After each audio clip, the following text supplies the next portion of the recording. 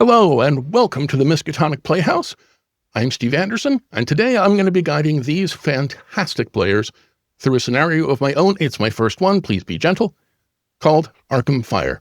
First, let's meet the people who make the magic happen. That, of course, is our players. Alana, who are you? What do you do? Where can people find you? Hello, I am Alana, aka Lady Bedivere. You can find me with increasing frequency here on the Miskatonic Playhouse, but also much more regularly over on Quests and Chaos, over on Vanna Loswin's Midnight in the Garden of Chrome and Fog, and on Majestic Goose Network's Meme of the Month sporadically. I'm very excited to be back and play this game. And Spike. Hello, I'm Mike, or Spike, Mr. Spike, some people know me. You can catch me on a variety of actual play podcasts, and I have my own little podcast where I read spooky tales mostly from the sort of Victorian Edwardian era called Mr. Spike's Bedtime Stories. Jayson. Hi everyone, I'm Jayson, and it's wonderful to be back again with the Playhouse. It's only been a few weeks, I think, since the last one, and you're probably going to hear me in the next week or so because I've been in a few things. But anyway, so I am a writer for Miskatonic Repository, and I also do amazing stuff over on Like the Speaking's podcast. But yeah, in terms of my own plugging, I've just released The Bride of Pendle, and it's already reached copper bestseller in a week, which I'm very proud of, and I hope that you enjoy it should you pick it up, but please go on over to Try Through RPG if you're interested in playing it. And Yeti. Hi, I'm Yeti, and I think you can also find me on the Burned Out Playhouse's Embers of Humanity actual play that Hedge just put out. Cool. And again, I'm Steve Anderson. You can find me on the socials at Tall Halfling, sometimes Tall Halfling RPG. And I'm still getting used to this. You can find this scenario on Drive-Thru-RPG. So, players, you are all firefighters in Arkham, Massachusetts. Now, being a firefighter means you have to be ready for anything. Being a firefighter in Arkham, on the other hand, the definition of anything can be just a little bit broader. So, one day you're rescuing people in long hooded robes, but the next you're finding the charred remains of an impossible creature. The day after that, well, you tell me. Yeti, who are you playing? What's their vibe? And what was the last call you all went out on? House fire, industrial accident, cat in a tree, whatever. I'm playing Lieutenant Florence Turner. I think I'm the oldest of our current crew, at 43. And the last thing we were called out to was the charred remains of somebody's garden shed that we arrived too late to save anything from. But yes, some of those remains there didn't look right. I'd say they might have had a giant squid in there, but that doesn't sound right or likely. However much I really like giant squid, they're awesome. Okay. All right. Spike, who are you playing? What's their vibe? And aside from the squid, what was the weirdest part of that shed call? Hi, yeah. So Iain Thorne is the medic of the team. He originally from Scotland, from Falkirk. He moved over to the States, over to Massachusetts, settled in a town called Newburyport, just a few miles north of Arkham. And he trained at St Mary's in Arkham in medical field. He worked as a paramedic and EMT. And yeah, after seeing the good work that the firefighters did, he signed up as a volunteer firefighter, as a reserve firefighter, and eventually became part of the team. I think that particular garden shed with what I can only assume was a large aquarium that must have been in there. You know, obviously the person that owned it was some sort of a fish fancier. But yeah, the when we were putting out the fire alongside the charred remains of this squid-like creature, there was what appeared to be some sort of well, it must have been a really old book or something like that. There wasn't much left of it apart from a few squiggles in some sort of gibberish that nobody could understand what it said, some sort of made-up nonsense, and some very, very unsettling drawings, diagrams, and the cover of this book as well. Had a very strange kind of leathery texture to it, which I didn't like that at all. Not at all. I'm sure that came from a pig. I don't know how long it was. It must have been a pig or cow or something like that. Maybe a long pig. Exactly. So, Alondra, who are you playing? What's their vibe? And what was the most dangerous part of dealing with this shed with the charred squid and the weird book? And yeah, I am playing Fiona Pierce. Fiona is the crew mechanic. Her baby's the truck. She loves her coworkers, but she loves the truck more, to be fair.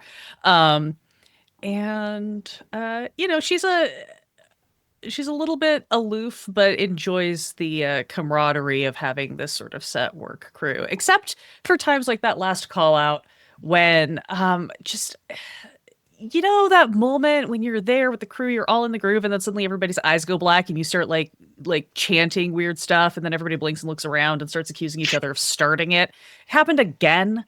Like it was only a couple seconds this time. We don't think anything happened.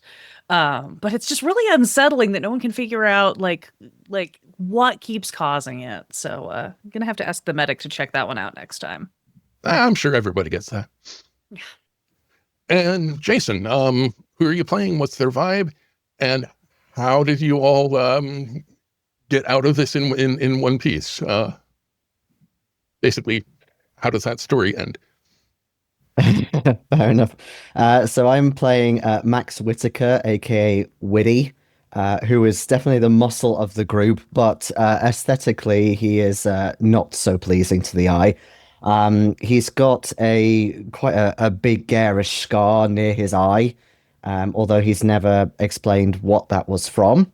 But then he has plenty of scars and bruises and other the wounds of that nature very much all over. He's obviously been in a few scrapes before, and again, not just from his firefighting days, although he's been doing firefighting for a couple of years now. He was originally from Boston, and all that you know is that he definitely did something before this, but basically one thing led to another, and he definitely has some skills for the job. So for some reason or another, he's in as a firefighter, and he's doing a good job with certain parts of it anyway. In terms of how we got out in one piece, well, I mean, it's a shed. It wasn't an enormous building or anything, and we worked together well as a team, and we kind of nipped any more embers in the bud. But the way it ended, Whitty remembers the owner very well, because the owner was still incredibly grateful that we came to her aid, and she made us about a month's worth of brownies. There were so many brownies, we couldn't keep them in our lockers between us. However, we also didn't really eat any of them because they were also fish flavored. Okay, all right. I will say, I'm guessing you know, that the maybe there was something station other cat. than fish in the brownies, and that explains the whole chanting thing. So there you go. So you're all hanging out at the fire station. You're sharing some of these old stories. You're getting some very skeptical looks from a new recruit who figures that this is, you know, this is hazing. They're messing with me. And suddenly the bell starts to go off. You all leap into action. And a few moments later, the doors are sliding open and a whole convoy of rescue vehicles are tearing out into the night, sirens wailing. So there's a pumper truck, there's the fire chief's little truck, there's an ambulance. But we zoom in on your truck. You're the lead rescue team. So your truck, you've got the big turret style extension ladder up on top. You've got portable extension ladders mounted on the side. We slide on into the cab.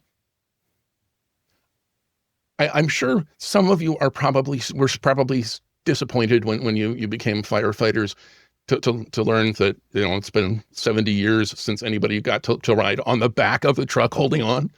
So you can understand why. So as we slide into the cab, who do we think is driving? It's absolutely me. I don't let anybody else drive this truck unless I'm not there. Okay, fair enough. So Pierce, go ahead and give us a drive roll. See how this goes. Right on the nose, 45 on 45.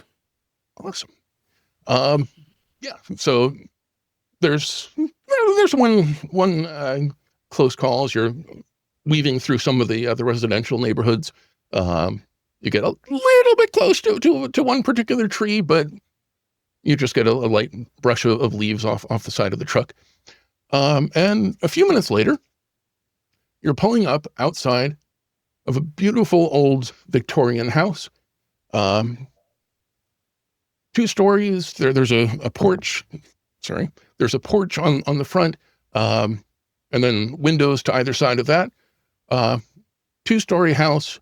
There's a tower in the center. So the 3rd floor, to the extent that there is one, is the turret on the top. Right now, there is smoke pouring out of the upstairs windows, and that tower is engulfed in flame. As you're all pouring out of your trucks, some of the other teams are getting started with water and foam and all that good stuff.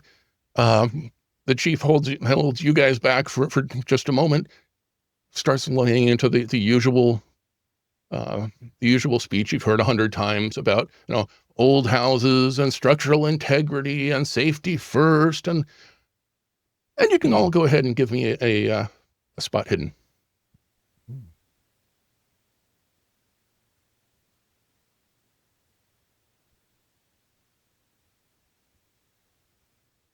And just a reminder, by the way, that even though some people are watching on Twitch, some are on YouTube, this is also a podcast, so some people can't see what any of the roles are. So, Well, I failed. Okay.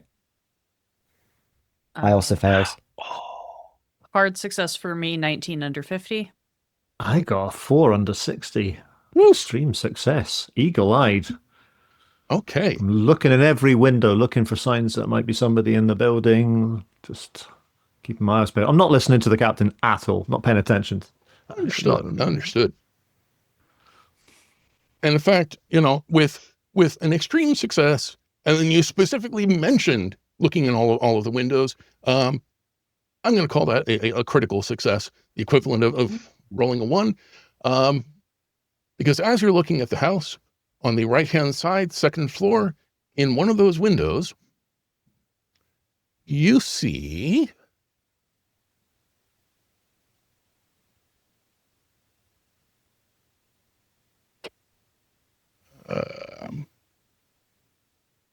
there we go. You see a little face. Some wide eyes, little nose, fingers curled over the windowsill. There is a child up there in this burning house. I immediately start running for the door, putting on my obviously I've got my oxygen cylinder and that sort of thing ready. Put on my face mask. I said, "There's someone in there," and I'm off straight through the front door. Oh, and didn't you listen to the chief as I run after you? I heard it all a million times before. There's somebody in there. There's a bairn in there upstairs. Okay.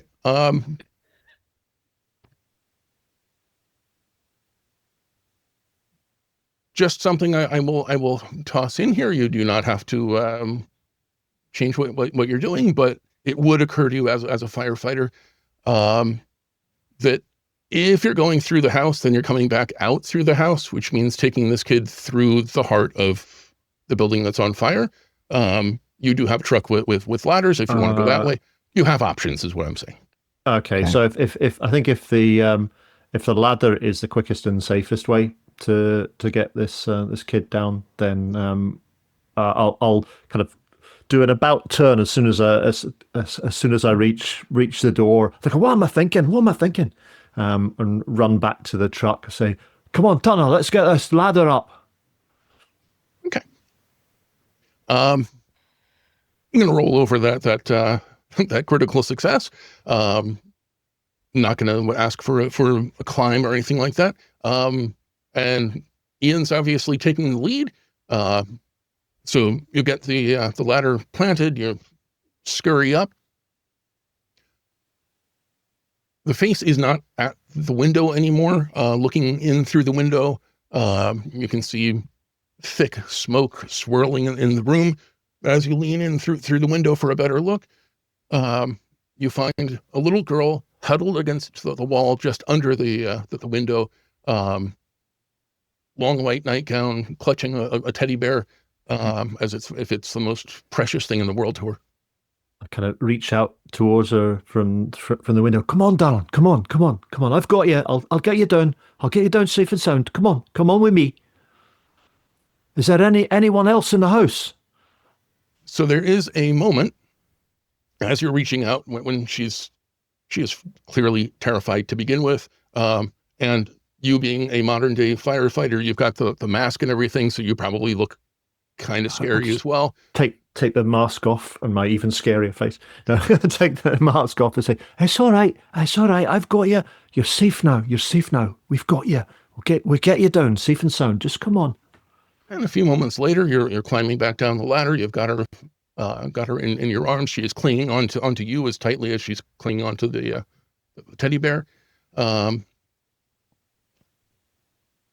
assuming you're taking over to the ambulance, getting her checked out, making sure everything's cool. Yeah. Probably takes a minute or two for her to be willing to let go of you, so the paramedics can get a proper look. But once she does, she answers the question you asked earlier, and says, "Mom is in there. I heard her calling for me through the smoke. You gotta help her. You gotta help her, please." All right. I will help her. What's your mommy's name? Mama. Okay. Well, we'll help. What's your name, darling? Oh, I'm Sophie. Sophie. All right, Sophie. You just stay here. with my friend Bob here. He's going to look after you. All right. He's going to make sure you're all right, and you've not hurt your throat or anything with the smoke. And we're going to go and get your mommy and whoever else is in the house. Is there anybody else in there? I don't know. I just heard her. All right then. All right. Well, we'll go and see to her. You stay here now. You're going to be absolutely fine now, all right? Don't you worry about a thing. She's still trembling a little bit, but she nods and. What's your teddy called? Is it a teddy bear that she's got? Or did you say? Or a doll? Yeah, she's got a teddy bear clutched in her arms.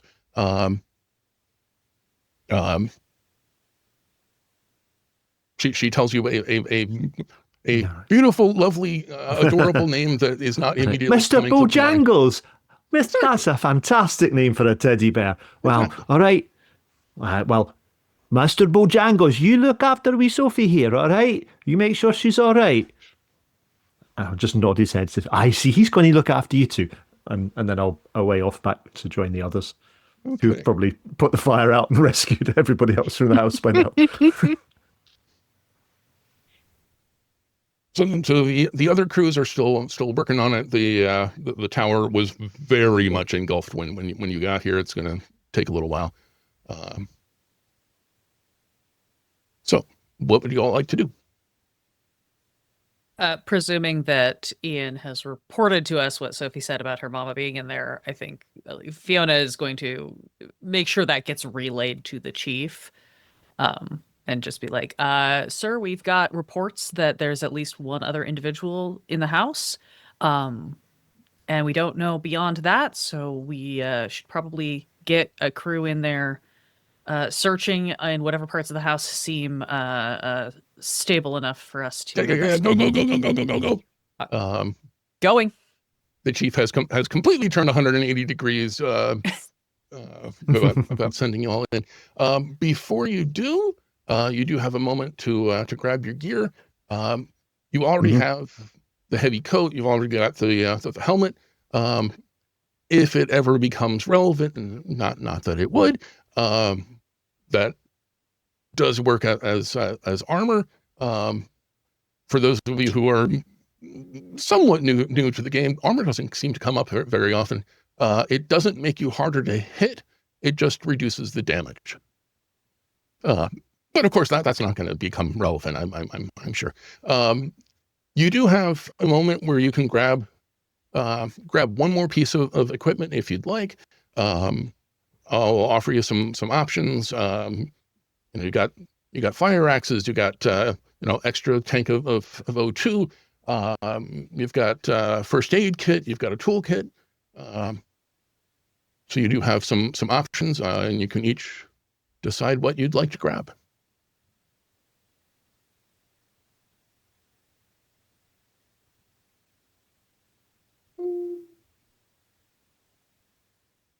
Or you can go in empty-handed, but... I mean, I think I take the toolkit. Alondra the player has a different choice, but character-wise, I think Fiona takes the toolkit. Yeah, I was similar, but yeah, Whittaker will take the fire axe. He's good at, he's muscly. He's good at breaking doors down and hacking through debris and stuff. Fair enough. I'm thinking the axe as well. I'm just with a wooden building on fire. I'm thinking that's our most immediate problem. Probably like a beam falling over a person or something that needs to get rid of. Fair enough. I presume I've got some sort of a medical kit that I would have to bring with me. So I was calling it a first aid kit, but it's fancier than Sure. Yeah, it's a professional grade first aid kit. That's portable. Yeah. Syringes of morphine and that sort of stuff in it. Yeah. That's between you and the paramedics. What exactly goes in, but scalpel, but I'll probably be a little bit behind them because I'll have been making sure that we go as safe and sound and before heading back in. So, I'm guessing you're all going in the front door, doing something weird. The fire seems to be relatively concentrated / contained to the tower right now. From what you can see, yeah. Obviously, you can't see everything, but seems like smoke on the second floor. Tower is very much on fire. And where was Sophie relative to that? Near far into the house? Okay. Let me go ahead and show you.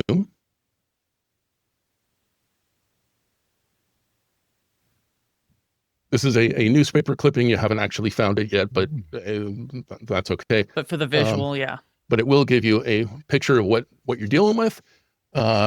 So looking at the front of the house as we are in the picture, Sophie was on the second floor on the right. Great. Okay. Thank you. Okay. I think in that, Fiona's going to suggest that we try to get around to the back of the house and find a back door on that side of the house, presuming that if the mother was in there and knows that she had a child in there, she would be attempting to get to wherever she thought the child was. And that way we're not going in directly under where the fire is, which would be, seemingly structurally not the best place to be if something bad happens. Okay. Just to be clear, the tower, therefore the heart of the fire, is in the center of the house. But yeah, that makes sense. So you're going around to the back?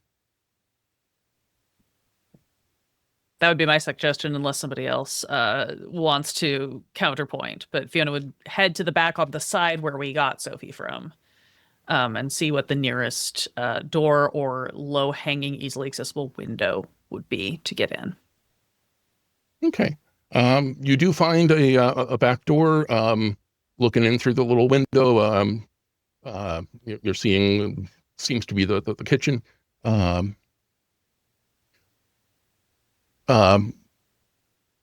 So Whittaker, I'm assuming you are kind of the doorman. You have an axe. You also have skills.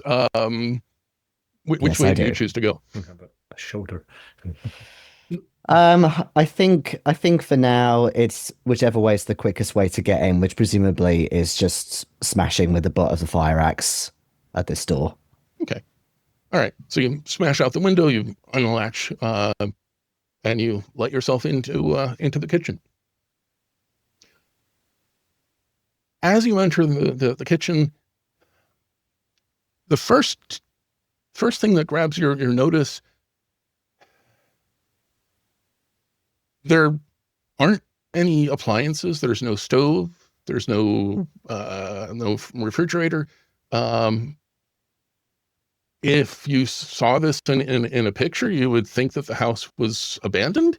You have a very strong feeling that if you were not wearing your mask, you would probably be getting an overwhelming smell of mold in this house.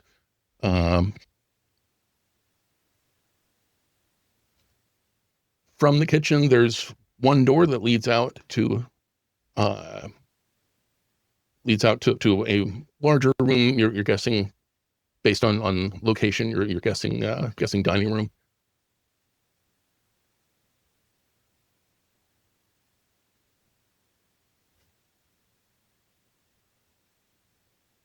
Okay. Whitty will definitely be looking for the nearest stairwell. Okay. All right. Let me go ahead and fight with Roll20 for a second. Ooh, there you go. Nice. And if that worked properly, you should see that didn't. Yep. Yes. All right. Oh, okay. That's why. That changes the scene for you, but not for me. Okay. Yeah. So that's, you've got the floor plan of the house. You're coming in from the north, so the kitchen, which then leads out to the dining room. As you head out into the dining room, there is a staircase to your left. The first floor is basically an open design, so you can see the rest of the first floor from where you are. You can see the front hall that presumably leads out to the porch. You can see off to one side what looks like it may once have been a parlor. To the other side, a room with some window seats built in, maybe a sitting room once upon a time. But it really does look abandoned.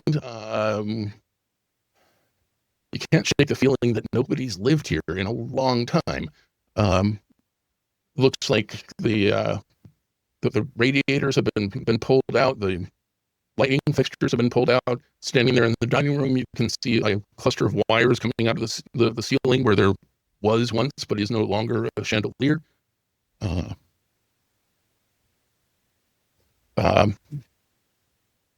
Aside from the built-in window seats in the sitting room, the only furniture that you're seeing is a folding card table in the parlor.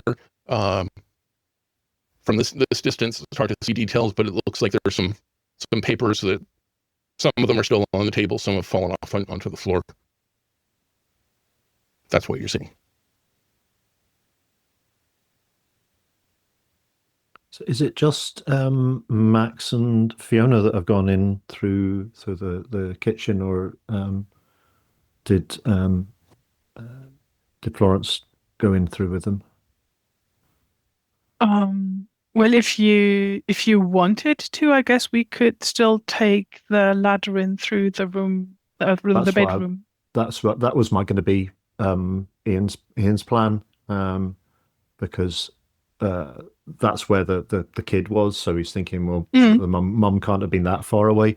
But he's going to stop just before he goes that way, and maybe Florence is already on it and already up the ladder. He's going to say to the chief, or I presume there's like maybe another engine that's got the hoses out and is actually starting to put the fire out. Yeah. Mm-hmm. He's going to say, it's just sort of go to whoever's there, the chief or whoever's about, and say, do we know who the homeowner is? Who, because the wee girl said her mother was there. Do we know whose house it is?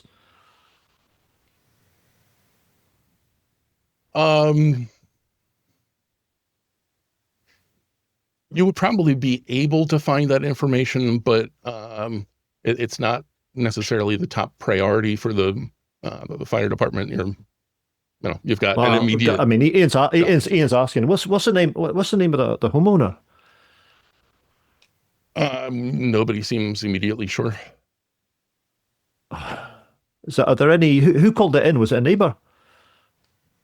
The chief points across the street at a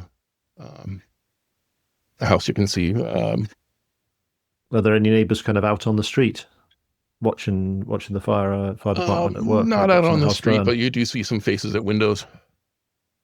Right. All right. And I'll head up the ladder in.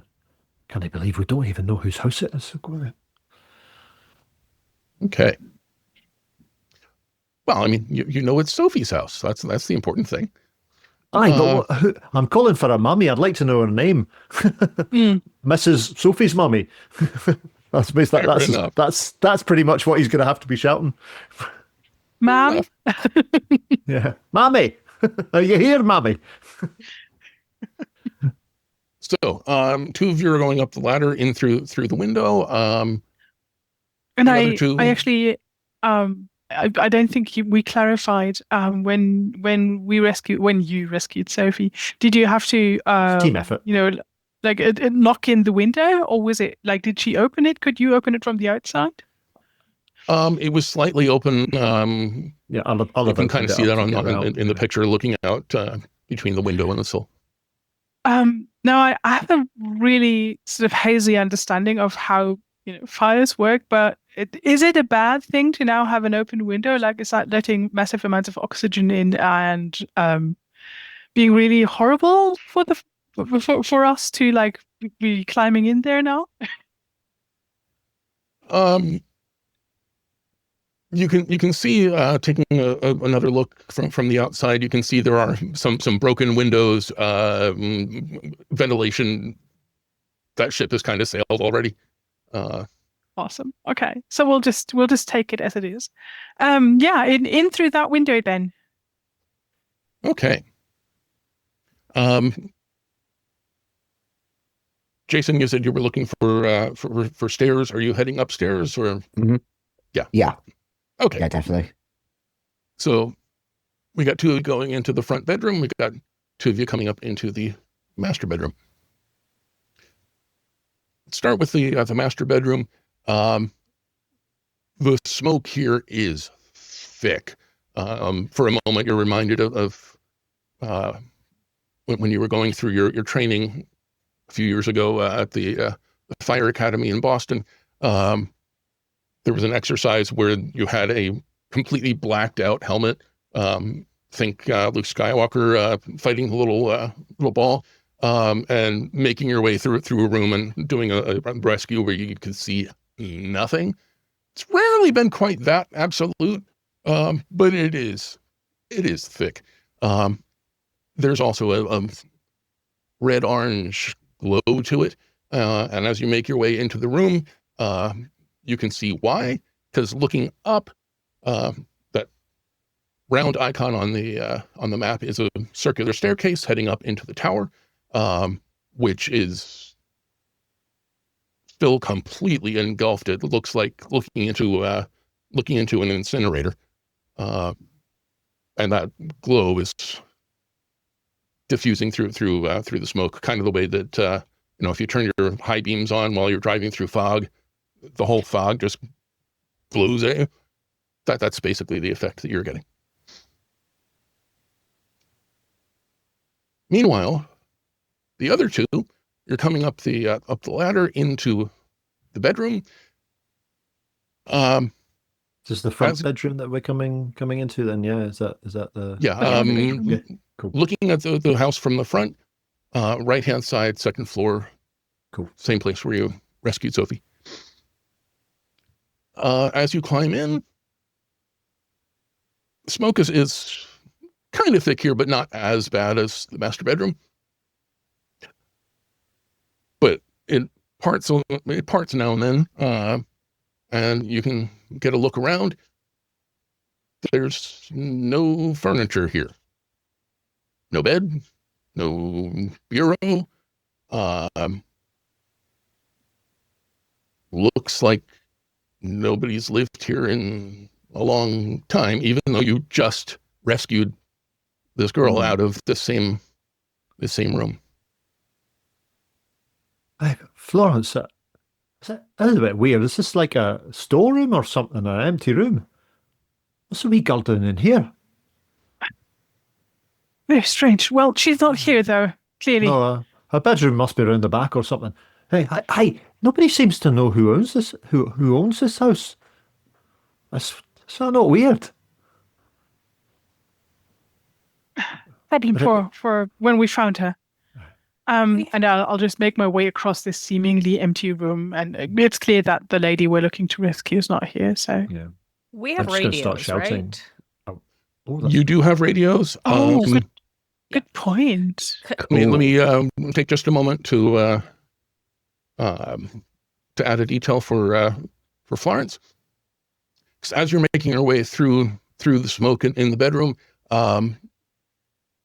you do find a tripod, like for a camera. There's no camera on it at the moment, but it looks modern. It's looks new as far as you can tell.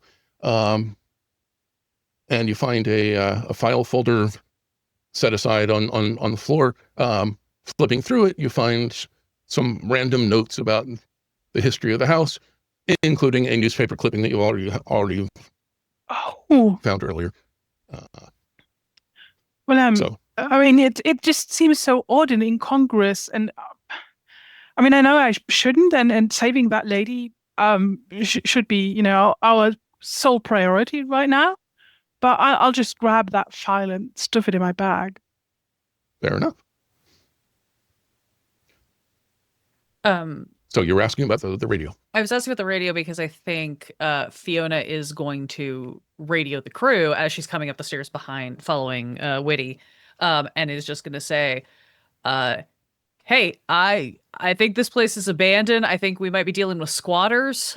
So keep an eye out because we don't know what's going on here. There's no furniture downstairs. It's looking like this could have been folks who were camping out and something got out of hand. I don't know about the kid and the mom. Could be them.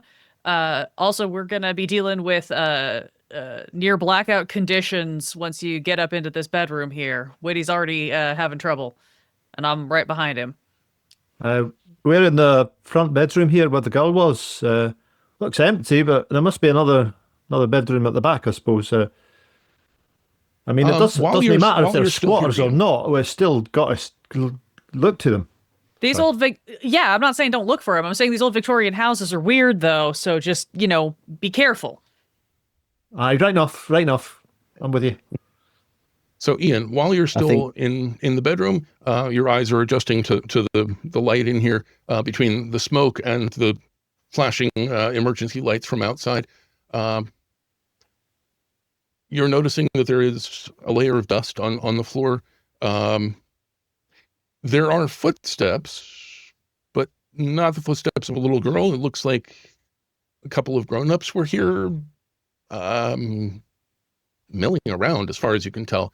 You're not finding any small footprints. Notably, you're not finding small footprints on the floor underneath the window. That's good. Even though you know that's exactly where she was standing when you pulled her out the window. I think I found some. I think I found something. There's footprints here. I'm going to follow them. Something weird though. Something's not right. I'm talking into my imaginary walkie-talkie here, which is just fixed to my shoulder. Something's not right. Anyway, I'm just going to kind of put that out of my head. So I'll worry about that later as somebody potentially in great danger here. So, Florence, you see these? Point out the footprints on the floor. Which door do they lead to, if any? Like, I'm sort of thinking if I were to poke out my head to the right doorway towards the master bedroom, then I'd probably see the other team coming in, if the smoke would allow. So maybe if I saw them, I'd be more inclined to take the left door into the front nook. So taking a good look around, you're finding matching or at least similar footprints basically all over. It looks like somebody was, exploring the house, but they spent some time in that front bedroom.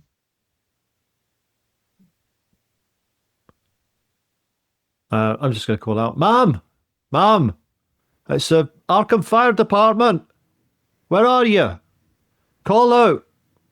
And I'll check that door into the nook in whatever manner firefighters do to make sure there's no backdraft, because I've seen the film Backdraft. Yep. And I'm aware that opening doors in the middle of a burning building is not the smartest move, but I don't see how else we get around the building without doing it. So yeah. So you're letting yourself into the nook. You can imagine this having been a beautiful place once. There's a window seat where you can imagine, whiling away the hours, reading books or whatever. There's no cushion on it now. It's as decayed as the rest of the house. Right. Nobody in here. I'm just going to keep moving through, calling out as I do. So continuing on into the study, this must once have been a magnificent space. There are built-in bookshelves, floor to ceiling, wrapping around basically every surface that's not a window. But again, looks old, looks decayed. You're still glad you have the respirator, so you're not breathing in all the mold that is undoubtedly all over this house. There is no books left anymore, is there? No. Good. Otherwise, I would have asked for a sanity roll, because with my library use of 70, I feel that would have impacted me quite a bit. Not the books. No. Yeah. Again, just kind of my main priority is to find this mother. So if as soon as I'm sure that there's nobody in this room, if there's nobody kind of trying to hide in a cupboard or anything like that, I'll just keep moving through. Okay. Which brings you around to the master bedroom where you meet up with the rest of the team. You can see they're working on it, but the tower is still thoroughly ablaze. Right. even with your safety equipment, it would not be safe to head up there right now.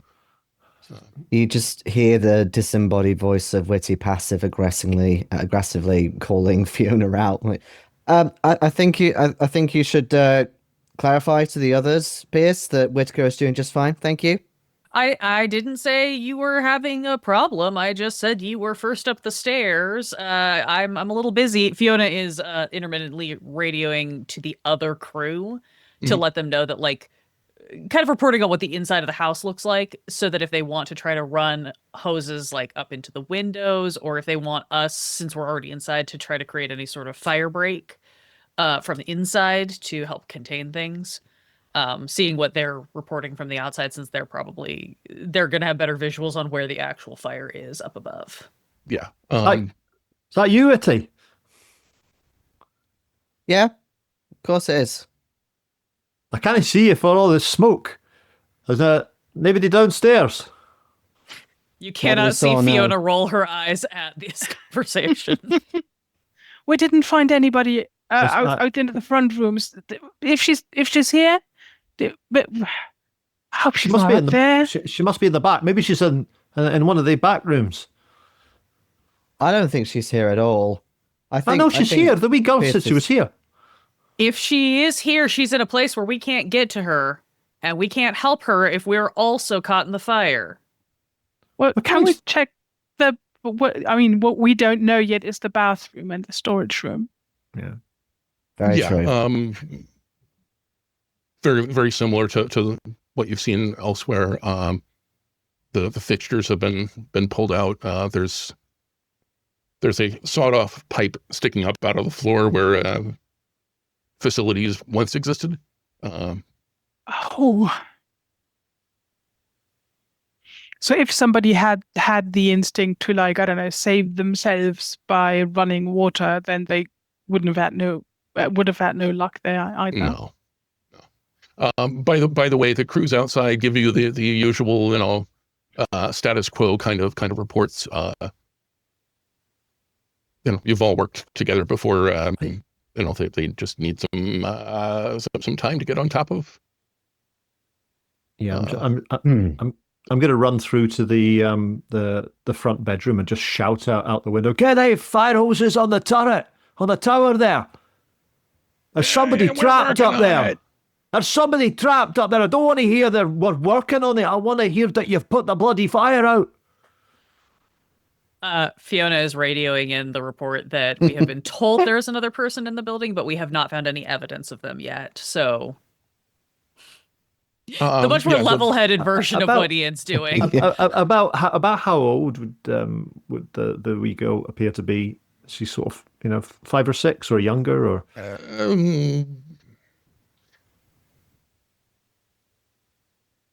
no older than 10. Oh right, okay. Right. And what was she wearing? Was she like wearing a nightgown? Did you say? Yeah. Mhm. Yeah. Look, there's a wee lassie Okay. in this house with a teddy bear and a nightgown. She's not going to be here on her own. Ian, Yeah, save no, your there breath was- for the movement. Use your radio.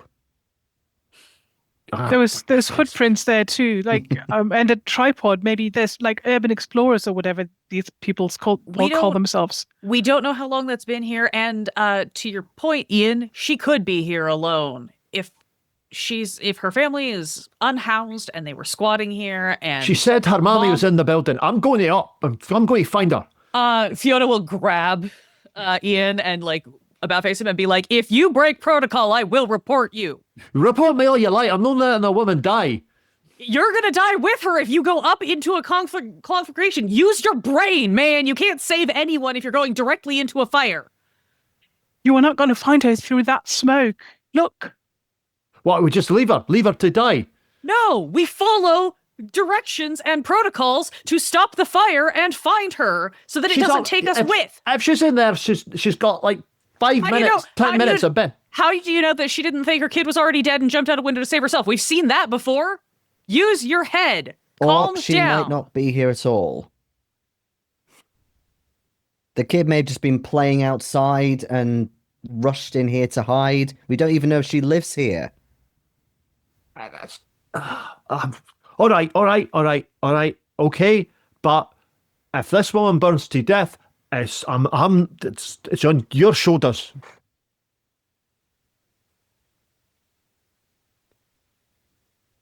Fiona's gonna try to, like, since the visibility is really low, is gonna try to sort of like hand chain, or like hand on back, get everybody making contact point with at least one other person, so we're all kind of together. And then we'll Witty, any is it worth trying to create a fire break, or do we need to just get downstairs and reassess? Did you search the whole downstairs? I mean, maybe she's like, collapsed on the floor somewhere or something. It's a Victorian. You can see everything from everywhere, and the smoke isn't as bad down there. Yes, we cleared downstairs. We know what protocol is. It's all right. It's all right. Willie's tempted to say yes, but because he's used to being thorough in rooms, and we technically didn't search every inch, but yes, it is open plan as well. So he says, well, if you want to have another look downstairs, maybe she's in a corner somewhere, maybe there's shadows and we just didn't see. Is there like a cellar or anything she could have gone down to? We didn't check for that. We were headed for the upstairs to meet you, so let's go down and check. Let's do that. Iain will very reluctantly leave the burning tower that he's convinced there's some poor woman trapped in. This is probably not going to help settle Iain's nerves, but given how fiercely the fire is burning up there, if there was somebody up there who didn't have your safety equipment, there's really not much you can do for them. Yeah. So you're heading back downstairs? Yep. Mm-hmm. Okay. So you're heading down the stairs. The smoke is getting pretty thick around you, swirling along the stairs. For just a moment, you pick up what. When you went upstairs into the master bedroom, there was a glow from the fire above, reddish orange. For just a moment, there's a blue-green glow to the smoke as you're walking down the stairs, and then you step out of the smoke. And as you step out of the smoke into the dining room downstairs, you step into the middle of a bustling 1920s dinner party. There's a long table, lace tablecloth, gentlemen in tuxedos, some of them sipping at champagne. There is an elegant woman sitting at the head of the table. I will go ahead and give you all a picture. Got a black fur. Her hair is done up. Her makeup is impeccable. She's got some kind of a fascinator in her hair, and she is holding court. She's got everybody in the palm of her hand. That's what you're seeing as you reach the bottom of the stairs. Could I possibly make a sanity roll? Because this is impossible. That would be a good idea. What if I'm not phased by this? I just have to add, like everybody keeps asking for sanity rolls. What if I'm just like, normal Tuesday? Well, then you need to pass your sanity roll. That's why we make them. Was this here before? Oh, I just skimmed over the sanity score. I think with that, Witty, he's trying to rationalize it and being like, well, it's obviously like a murder mystery event thing. They happen around here all the time. Maybe they set off some pyrotechnics and it went wrong, but the more he thinks about it, the more, but then why would they still be here and they weren't here before when we came through, and what the hell is happening?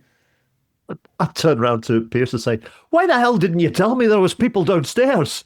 Iain, don't you think I would have told you if they were down here when I was here before? Do you really think so little of me? We've been working together for 10 years. Do you really think I don't know how to do my frickin' job? There's people here. Are you telling me they weren't here when you were down here? Because that's insane. I grab him by the shoulders. I look him as dead in the eyes as you can through the mask, and I go, Iain, if you accuse me of not knowing how to do my job one more time, I will leave you in this building. I'm accusing you of not seeing a room full of people when you walk through it. Are you telling me that there wasn't a room? Listen to that sentence one more time, Iain. Well, listen you listen to yourself, Fiona. You came through here and there wasn't people here before? How mad does that sound? Speaking of mad, those of you who passed your sanity check, you're the two of us who are going to kill each other, yeah. You're going to lose 1 point. Those of you who failed your sanity check, roll me a d6. Yeah. Really? Already? Jesus. Well, I think it's appropriate under the circumstances. I mean, yeah. Okay. Witty lost 3. And that's 4 for me. Okay. Ooh. So yeah, you're standing there at the bottom of the stairs, arguing about who missed what.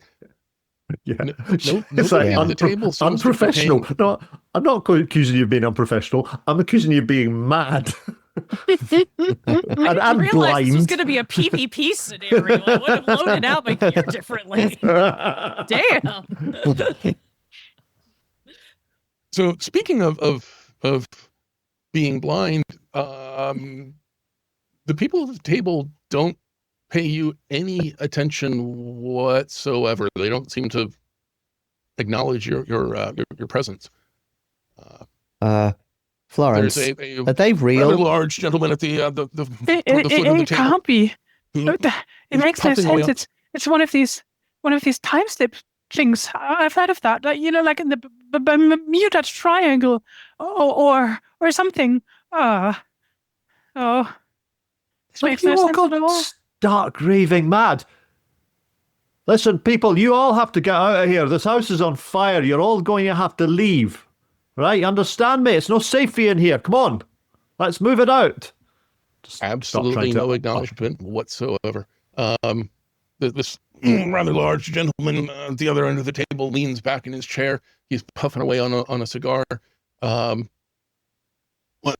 Miss Eleanor, was it? You certainly do know how to throw a party. And there is an uncomfortable silence around the table. She kind of bristles a little bit. That's Miss Barnes, she says, or doctor, or professor. I was going to save this announcement until the dessert, but as of this afternoon, tenured Professor Barnes. He kind of deflates, and the conversation continues. I mean, I'm not waiting to listen to them having their conversation. I'm going to grab the nearest person and try and huckle them out of the room and out of the building. Your hands go through them. Oh, shite! I'm gonna walk over to Whitty and Florence and like hand on each shoulder and just be like, so something weird is happening and we should probably consider getting out of this building. We're probably we breathe too much smoke in. Probably. You're right. We're seeing we should shit. probably yep. We should take some oxygen and we should get out of here and check in with the chief. As you're having that conversation, there is a scream from upstairs. Every head at the table snaps to look. Professor Barnes, Eleanor, doesn't even make any apology or anything. Just runs toward the stair. Sweetie, are you okay? And she's gonna run up the stairs. Now I know that Iain stepped away from the base of the stairs to go and grab somebody. The rest of you, I'm guessing, are still there. She runs straight through you, up the stairs, disappears into the smoke. And then the large gentleman at the table leans back and puffs on his cigar. Well, Miss Eleanor, was it? You certainly know how to throw a party. And she's back at the head of the table, and it's exactly the same as before.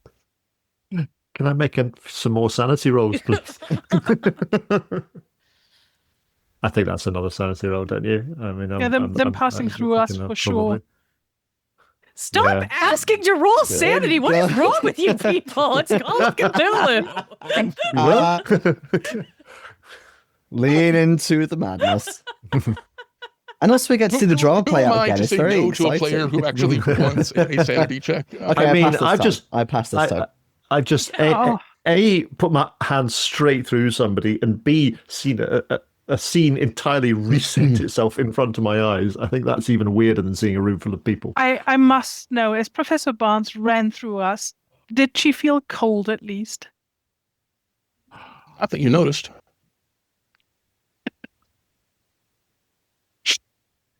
How do I calculate sanity floor again? It's lose one. So if you lose more than 5 points in one go, that's temporary insanity. If you lose a fifth of your starting sanity, that's indefinite. Okay, we're not quite there yet, unless that counted as in one go because it was so close temporarily. No, these seem like two different things to me. Well, that's 5 anyway, isn't it? You've just Yeah. I'm fine. I'm fine with all this.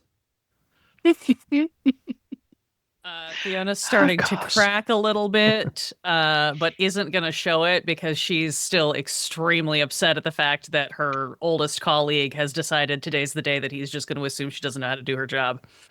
That's what's causing my sanity break. I'm just gibbering about stone tape theory working in a wooden house at this point. I love the fact that she's rationalizing this as being to do with doing her job, not to do with seeing a room full of people. We work in Arkham. That's the thing. I was like, there's no way that we dealt with Squid Brownie Lady and this phases me. But being called unprofessional in the middle of my job, absolutely. Where did this come from? What are you smoking? Well, apparently, I'm inhaling fumes in some sort of weird time house. Stop huffing the time stream. Okay, Florence. So you did roll a 5. Give me an intelligence check. This is a roll you want to fail. Yes. Only if you're boring. Well, okay, this is a roll happen to be smart, so... Ooh, okay. Yeah, that's not the extreme success when I needed it. Yeah, Florence is not boring. You can go ahead and roll me a D10. We'll check out the Custom Bouts of Madness table. Oh, custom. I like the sound of custom table. You say? Mm-hmm. Yeah, nothing That's a 9. Nothing weird. None of it is happening. Whatever that was, you walk through some kind of chemical. None of this is real. Smoke inhalation. For the next few rounds, you are just in denial. I sort of I let Fiona lead me out and try and make my way to the ambulance to check myself out. It must be lack of oxygen, surely. I mean, did you see that blue fire? That was toxic fumes. Maybe they had didn't they have? Bet there's all kinds of chemicals in these old buildings. Mercury wallpapers and shit. Probably asbestos. It's full of it. Okay, so let me make sure I'm clear on this. So Florence and Fiona, you're heading outside. Iain and Max, what are you guys doing? I'm also heading out. I did still lose an extra 1 sanity, so I guess there was some kind of slightly falsetto yelp, but he's still gonna go with Fiona, and especially because of Florence maybe stalling, he goes and helps her. Do we lose 1 sanity if we succeed there, or was there a... sorry, I missed that. Well, Oh, I since just you assumed it was the asked same as for, the previous one. for the check, I think you do, yes. Okay. Ignore that last sanity roll for me. That was me trying to edit my points. Understood. Right, okay. Yeah. So for each of those, even if we succeeded at one for each of those, okay, cool. But yes, I am certainly trying to, again, hands on everybody, at least steer Florence and Witty toward a door, a window, probably navigating as though this party is real, like moving around people, but trying to get maybe to the back to the kitchen or something like that. I have given up on Iain. He, in my opinion, is acting like the crazy person today, trying to run into a fire and yelling at me, and like he's gonna do what he's gonna do. So, Okay. Ian just says, "Oh, for fuck this nonsense! Not another bloody time house!" And just walks straight through the table of people. Aye, on you go. God, no matter there was no footprints upstairs, I bet she was and just mutters to himself as he storms out the house. I bet there's no even a bloody fire. Okay. So, Florence, you seem to be taking the lead in this movement. Are you heading back out the back door where you came in, or are you heading out the front door where, the ambulance is, right there, and you're not going to have to walk around the house? I'm gonna say the front door, yeah. Okay. So as you're heading from the dining room into the front hall, you walk through for lack of a better word, a veil of smoke. The sounds of the dinner party behind you end. As you're heading to the front door, there is a knock from outside. But when you open the door, there's nobody there. Step out onto the porch. It is a beautiful, bright, sunny day. I will remind you, when you came here, it was night. It is a beautiful, sunny day. The lawn and foliage and such are a little bit overgrown. When you were walking up to the house, it looked like, two of you could walk up the path side by side. Looks more like there's enough room for one now between the overgrown foliage. I think due to my insanity, I might not actually notice about the daytime not making much sense right now. I'm just thinking, it must be the lack of oxygen. I need to check myself into that ambulance. Player me is presuming this very heavily, but I'm still going to ask for character's sake. Are the fire trucks here as well, or are they also missing? It's a beautiful day in 1870. What are you talking about? Or 20. Well, it is a beautiful Who the fuck day. knows? You have no idea, but yeah, no fire trucks. The fence is a little bit too overgrown to see past it, to see if there's other vehicles outside, but you are not seeing your crew. No. All right, come on. I want to pull off my mask and sniff the air and see if I smell smoke on the air. Hey, who's being unprofessional now? Keep your mask on. This might be a hallucination. You might be standing in a smoky room. Ian, how do you know that? We're How do you know? Are Ian, you we're though? outside. Are you though, or are we lying unconscious? So now you're okay with what was happening inside. So first it was me making things up, and now it's me not making things up. Now you're taking your mind. mask off. Should it be sunlight here? Or should it not be sunlight here? But you're taking your mask off anyway. That's what I'm trying to figure out, Ian. What are you doing to help? Well, you suffocate away. Aye, on you go. You suffocate I'd rather away. suffocate than listen to you. Shut the fuck up. You're giving me a headache. Don't come running to me when you asphyxiate yourself to death. I never do. Excuse me, which direction's the ambulance, please? I seem to be a bit confused right now. No. It's all good. We'll just take a few more steps away from the house. We'll get the oxygen back in you, and we'll start seeing normally again. We'll be fine when we leave the house. We'll be fine when we get outside the property. Everything will go back to normal. This is the way it always is with these places. It's like when you're in the house on the grounds, it's all weird and crazy, and then when you walk out and you're back on the street, everything's back to normal again. Okay, fair enough. It sounds like you're heading down the path to see, if the trucks are I'm going to walk down the path and turn around and look back at the house and see if the house is on fire, from this angle. Okay, so let's take that one step at a time. So you're stepping down off of the porch, starting along the path. As you walk, the path seems to be getting more overgrown. When you arrived here, there was room for 2x2. Standing on the porch, it looked like there was at least room for one. Now you're kind of hunting for a place to put down your feet in between all the greenery. And Fiona turns around to look back.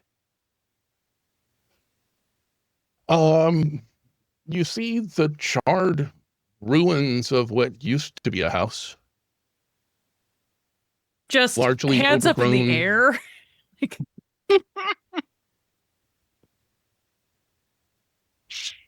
Oh, do you see us?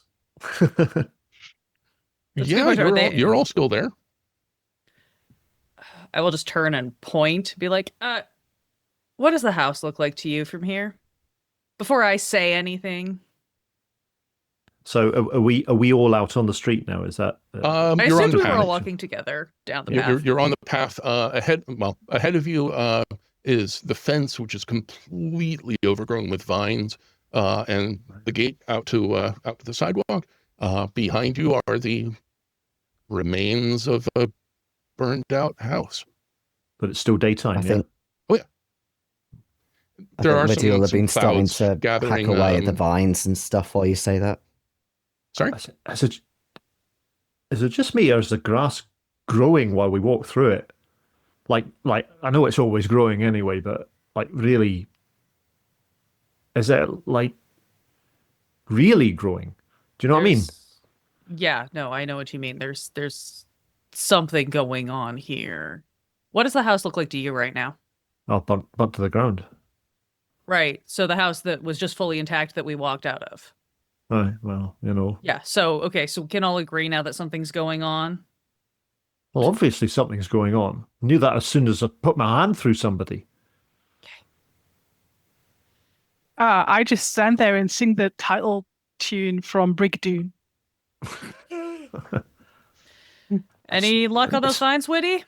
Is Florence all right? Yeah, how are the Jayson, vines if you can doing? repeat what you said about the vines. I didn't quite catch what you were doing. Oh, that sounds like it's important. No. I just I thought it was I heard vines. I didn't hear the rest of the sentence. Okay. Basically, if like you were saying that the path is kind of getting narrow and all that. So, I mean, Whitty is very much a doer before deciding something verbally. So he'll just get out his axe, try and hack any down if it's getting overgrown, just so they can get away from this house and out. Yeah. So you're hacking up some of the greenery. It's the closest thing to a groundskeeper this place has seen in quite a while, it seems. It's not like anything is like reaching out for you. It's just more overgrown than it seemed from the porch.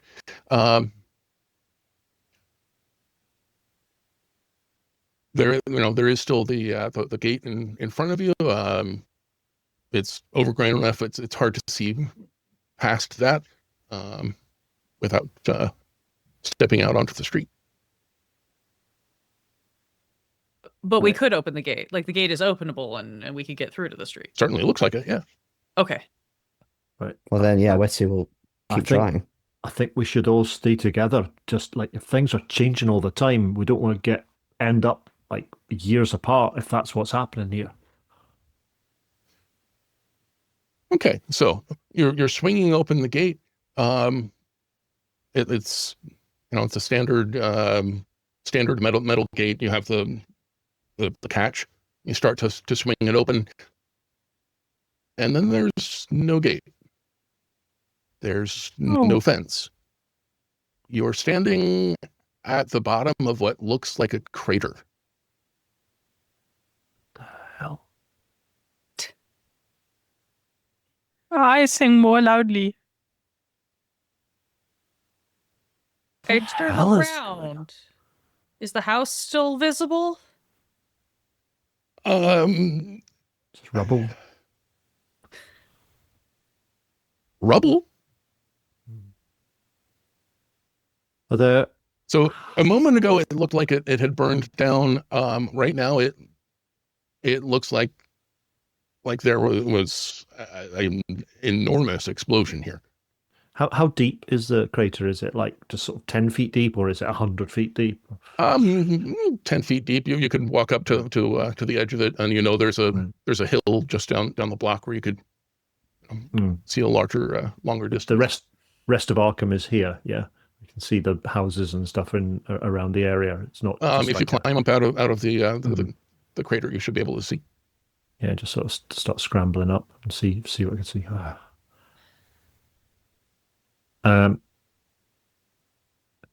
When I kind of look down the streets and that kind of thing, can I see street signs, or is there anything that I can see around that might give me some sort of indication as to what time period we're in? Like, are we in, modern street signs and traffic lights and that sort of thing, or horse-drawn carriages going past, or that sort of thing?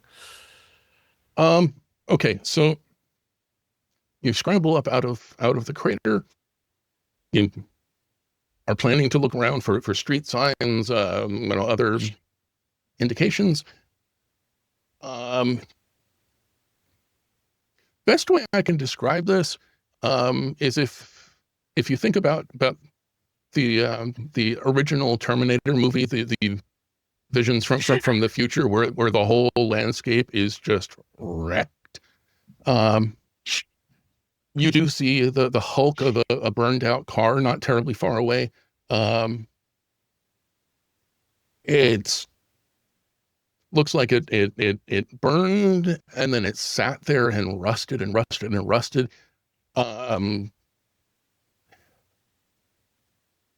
Based on the shapes, it doesn't exactly look terribly like modern. Right. So whatever happened here seems to have happened a long time ago. Whether you're still in the here and now, yeah, you can't tell. I think as soon as I kind of get a glimpse of that as I'm going up, I'm just going to scramble straight back down to the others. Right, we're in a post-apocalyptic landscape. We're fucked. Again? Why do you keep saying again about weird things going on? What have you guys done with your lives? Not Are you enough. like Spec Ops? CIA? I should never have. I mean, in fairness, you are all firefighters in a town where self-appointed investigators routinely go out, find the weirdest places they can, and invariably set them on fire. So you have seen some weird stuff. Okay. Oh yeah, but nothing like this. If I'm just trying to ground things a little bit, and maybe this is just retreading and won't get us any new information. If I scramble up to the edge of this crater and look at these cars, with my knowledge of mechanics, can I date these cars? Is there enough left for me to, is this a Model T Ford? Is this like a 64 Chevy Firebird? Is this a post Cybertruck? It's not quite a Model T, but it's closer to that than any of the other options that you mentioned. Okay, so it is yeah, okay, great. It's a 1920 something's Phantom. Cool. I will slide back down the crater and just be like, okay, so going forward seems to take us into the apocalypse, or it looks like an explosion happened, right? That's what this crater and this, it reminds, when the boiler room blew up, when those guys came through and were ranting about the fish people. It's like that. So I bet they're all rusty, so it's like it's happened a long time ago. So maybe we're in the present, but there was some sort of event back in the, well, like 1920s or 30s or whatever. That okay, well, if it's that, then either we're in a fully different. If we're back in the present time, but this happened back then we're in a different timeline because otherwise we should be seeing the rest of the crew, right? I'm so sick of multiverses. Do we backtrack? Do we see if we can rewind? Like if we work our way back, does it work us back through? And we thread back out the way we came? I mean, what have we got to lose? Well, we could just try start walking back towards where the house was and see what happens. Because I mean, there's nothing out here. There's probably feral cannibals or Morlocks or some shite living out there. I mean, with enough time, I could probably get a car running if I can find enough cars and enough parts, but I don't know that we have that kind of time. What is time anyway, apparently? So as you're turning back, having said out loud that there's nothing here, you had noticed earlier that the clouds were getting thick, dark, threatening, roiling kinds of clouds. Something makes you glance up as you're heading back toward where the house was. Is it the pterodactyl? No, it's not a pterodactyl, but you do realize the clouds aren't roiling. Something's moving through them. You can't tell what it is, but it's big.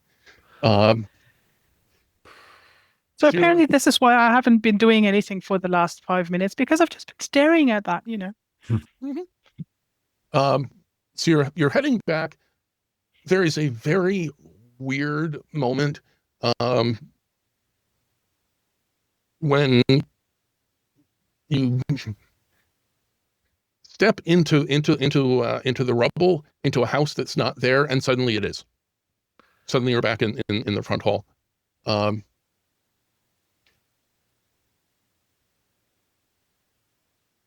We're gonna go ahead and ask for a sanity roll for whatever is going on outside. Even Iain, who time shenanigans are an everyday occurrence. Apparently, the apocalypse is probably not. I mean, I think at He this stage Iain's just going with it. Fail for Fiona. So when we take a few steps down, we don't find ourselves on the front path anymore. We're straight into the. We walked back into the rubble, room. And now the house is extant. Right. Again, Okay. But it didn't start to exist before we got into the middle of it. Yeah. Okay. Cool. Yeah. That's not a success. I think it seems to shift might back be in my from immediate future. being blasted rubble to being burned out remains, but the house comes back when you step back into it. If you succeeded on that sand roll, please lose 1 sand. If you failed, we're gonna go 1d6. Oh dear. Good job, Witty, keeping it together. That's just the 3. That's a 3. I escape indefinite insanity by 2. It's close now. Okay. So you're What back the in fuck in is the going front on hall. here? Has anyone ever seen that movie Groundhog Day? Because it's kind of reminding me of that right now, especially if we see the dinner party again. So stepping back into the front hall, you don't see the dinner party.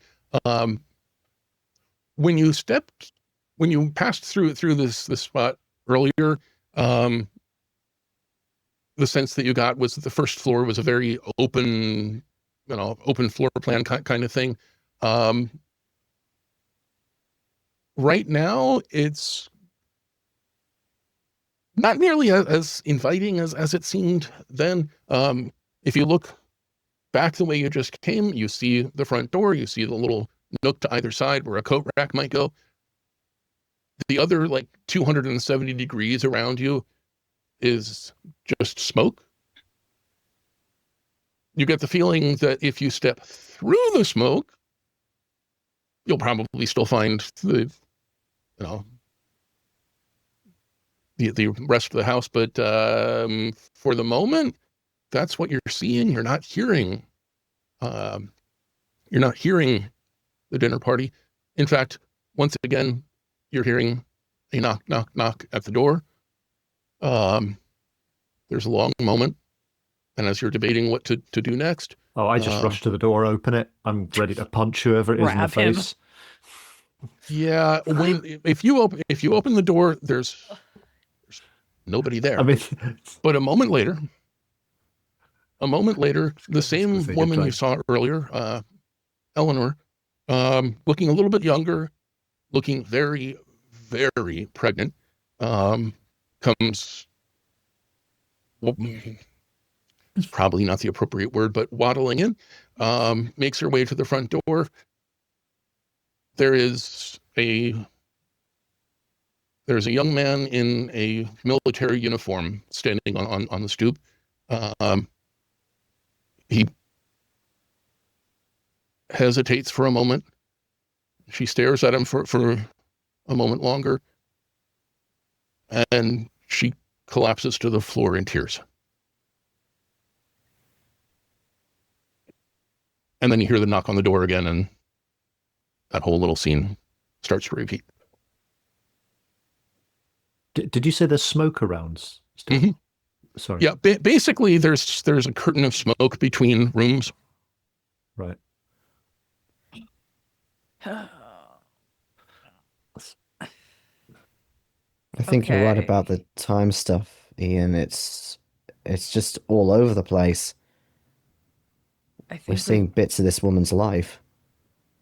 Do we have to follow the timeline? See the whole thing? What's causing it? What's causing it? We need to find out what's causing it and stop it so we can get back to our own time, back to everything's normal again. The house is burning down and just... Yeah, especially if our real bodies are still there in some sort of suspended animation crap. Oh, Jesus, I hadn't even crossed my mind. I mean, I've heard about this kind of thing with ghosts before. I don't think this is ghosts, to be clear. I think this is something else, but I've heard about this sort of thing with ghosts where they repeat an action. That's why you can find the same bellman walking in the hallways of haunted hotels or something. So is it something like that? They're also caught in the time loop. And the whole house is? But different parts of it are in different times. This hallway is in, I don't know, 1915. That dining room's in 1920. I don't know. Is my bout about over so that I can actually add to this discussion? Yeah. Yeah, I quote. Yeah, you had a very disturbing moment outside where this isn't real. Faded out just as you would have very much liked to believe still that this isn't real. Well, I mean, there was this thing, with the tourist ladies in Sanssouci, and then Jenny Randall's got a whole bunch of books on this. Again, this happens more often than you'd think. I just never thought I'd experience it myself. This is quite fascinating. How do you fix it then? It tends to just fix itself, which doesn't seem horribly helpful right now. Not sure I want to wait for that. But usually, whenever they wanted to, go back and get a second look, it was already gone. This seems very persistent, unusually so. Well, if this Eleanor is the ghost or spirit or whatever you want to call it, then maybe she's trying to reach out to us and communicate with us with her life events. Ian, did we break by the way, while this you're having this conversation, by taking her daughter away? Eleanor has learned about her husband's death over and over and over again all around you. Yeah. Sure. Yeah. So, I'm assuming the officer who came to deliver the telegram or to deliver the bad news, that's like a First World War uniform, yeah? Yeah. Yeah. Right, so are you telling me that the little girl was her daughter? Maybe? And how did I manage to pick her up and take her out of the house? Because we can't. I'm just going to walk over and just kind of move my arm through Eleanor. Is there that furniture still? Can we sit down at that table? So if you're heading into the parlor where you saw the folding table earlier, okay. So you're heading into the parlor. The card table is still there, and there's a young man sitting at it. He's got cameras and microphones and such arranged in front of him. He's checking them out, making sure everything's good to go. He's if I tell you that he's wearing a motorcycle jacket, it probably makes him sound like he looks cool. He doesn't. He looks like a nerd, largely because of the beanie that goes with it. He's probably in his mid-20s. There's a young woman, early 20s, in a sweatshirt and a ball cap, standing nearby, flipping through a file folder. Looks rather familiar. No. And flipping through her notes. And she's reading him some of the details of what she's finding. That's what I was thinking. I was thinking, can we sit down at that table and look at that file together?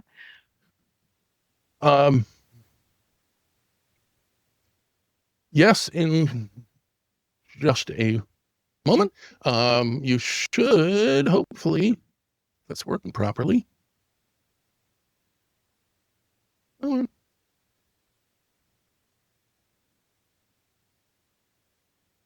Okay, you should be able to see that. Sharing a picture of the two of them. See them. And she's reading from some of her notes. Yeah, so people have been reporting strange phenomena here for decades. Footsteps, voices, especially in that front bedroom upstairs. He kind of grunts. He's not really paying attention. We'll do an EVP up there. Any visuals? Nothing terribly definite. One guy swore he saw the ghost of a firefighter. And yes, I checked. There's never been a fire here. Okay. Grunts again. When they say that, Whittaker is just going to shout, "Oh my God, the little bitch! That little bitch! She wanted out, and now we've taken her place. Oh God! That's why we're here." What? She hated was when trapped it's here. That children. girl that you rescued. They suck on you in 'cause they were so she wanted out. innocent. Well, Yeah, exactly. was I supposed to leave her here? Yes. Yeah, Apparently. Right. Because She conned you, man. I mean, what are you talking about? I'm not going to climb up a ladder, see a wee girl in a burning building and say, "Oh, I'm sorry, this must be a trick for some sort of time trap bollocks. no, I'm no. just going to leave you here, or we down I go and have my tea." I'm not saying you should have. You did exactly what you were supposed to do. I'm saying Thank you. we were supposed to leave her here had we known, but we got tricked. We got tricked. That's what happened. Can I walk over to where the ghost hunters are? And I'm gonna, if there's some papers on the table, I'm just gonna see if I can interact with those papers to see if my hand goes through the table or if I can move the papers or what's gonna happen. They want a firefighter ghost? Boy, howdy. Okay. So just like what you saw in the dining room. Your hand goes through the papers, goes through the table. The two of them are still talking. Honestly, she says, the really interesting part here is the history. That's not what we're here for. Kind of stews in silence for a moment, staring at her notebook. And you had asked earlier if you could take a look at the file folder and her notes. And yes, you can. Can you guys see that? Yeah, you just moved No. it off the map. If you move it left a bit, hopefully we should be able to see it. There it is, yep. There it is. So somebody can go ahead and read that for us. This is what you're reading over her shoulder. Was it Fiona that was reading over her shoulder? I think it's Florence. Is If it you want to do Florence? it. Sure.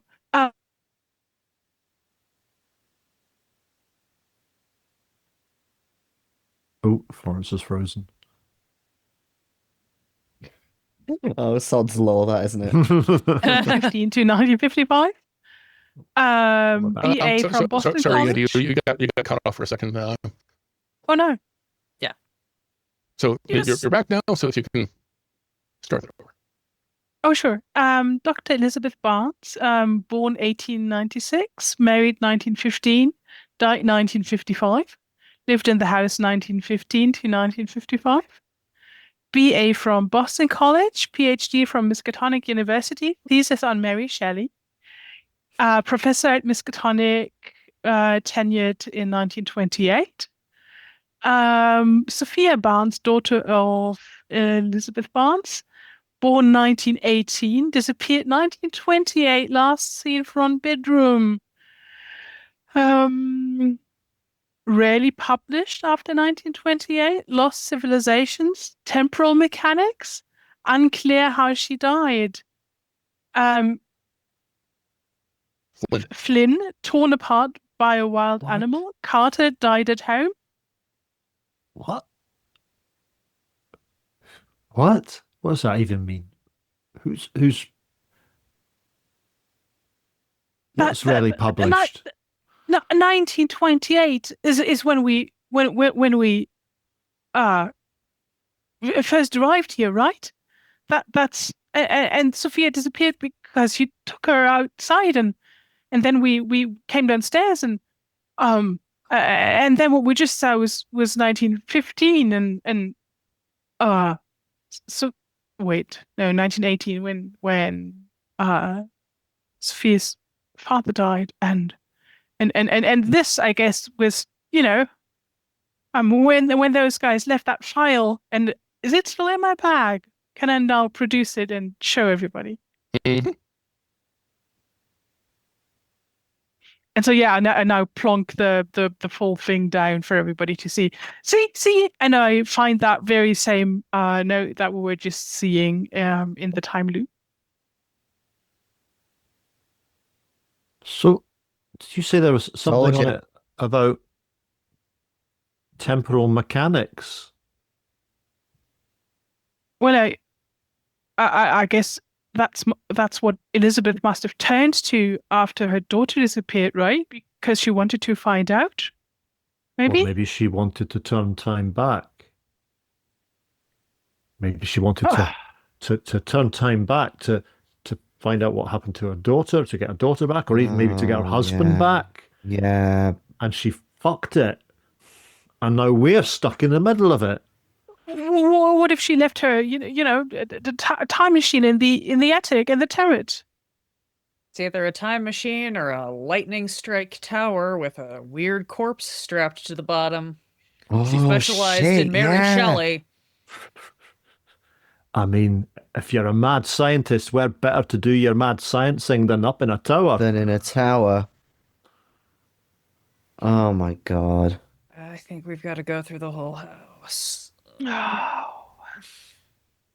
Right, here's the question. If we are upstairs and When we the move fire from... starts? Well, when the fire starts, or I'm thinking if we're upstairs and we go from one room to another and time changes and there is no house there anymore, do we immediately fall to our death on the rocks beneath? That's the part you're worried about? Well, that's a part to be worried about. I'm not saying it's the only part to be worried about. I'll catch you, Ian. I'll catch you. Oh, all right then. Thanks very much, Whitty. I'll hold you to that. All right, so Is we wanna go anybody else having a investigate the tower? flashback to the original Superman movie with the you got me, who got you? Thank you. God, I've forgotten that. We've all got each other. Right. Well, I mean, what are we supposed to do here? We're supposed to get ourselves up into the tower, try and be there when she's there, pressing the go button or pulling the big lever or whatever, and say, no, stop, don't do it, because you'll arse the whole world up. You'll, the apocalypse and all that. Well, I mean, what in the time machine, right? The whole point is that like there's the fixed point and you can't change anything around the fixed point. So maybe we need to find the fixed point to get us back to our timeline. I don't know how time travel works. Let's face it. It's all No one knows how nonsense, time but- travel works. That's why we got to go poke things until Well, yeah. something happens. Well, Elizabeth apparently seemed to sort of know. And maybe there's more of her notes in here, and I sort of flip through the file if like maybe Yeah. they photocopied some of her books or something. That very cool man doesn't look like he's super interested in history. So let me know if you do find But anything. That'd be Angela great. was. Yeah, can we maybe get her attention or something? Like a cat, I'm going to try to knock something off the table and see if my hand just keeps going through it or not. Yeah, your hand still goes through it, and they're completely oblivious. They've had this conversation, half a dozen times now. Is the tape recorder going? Not yet. He's just making sure that everything's set. New batteries, all that good stuff. I'm just going to walk up in front of the disinterested guy in the leather jacket and just shout in his face as loud as I can, "What year is this? Who's the president?" Well, worth a try. Shall we head up to the tower?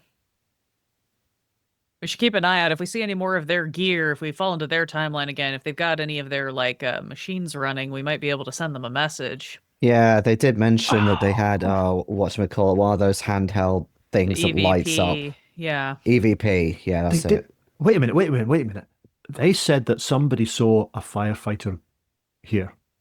Yeah. Right. So, Yeah, it's you because you're shouting so bloody loudly.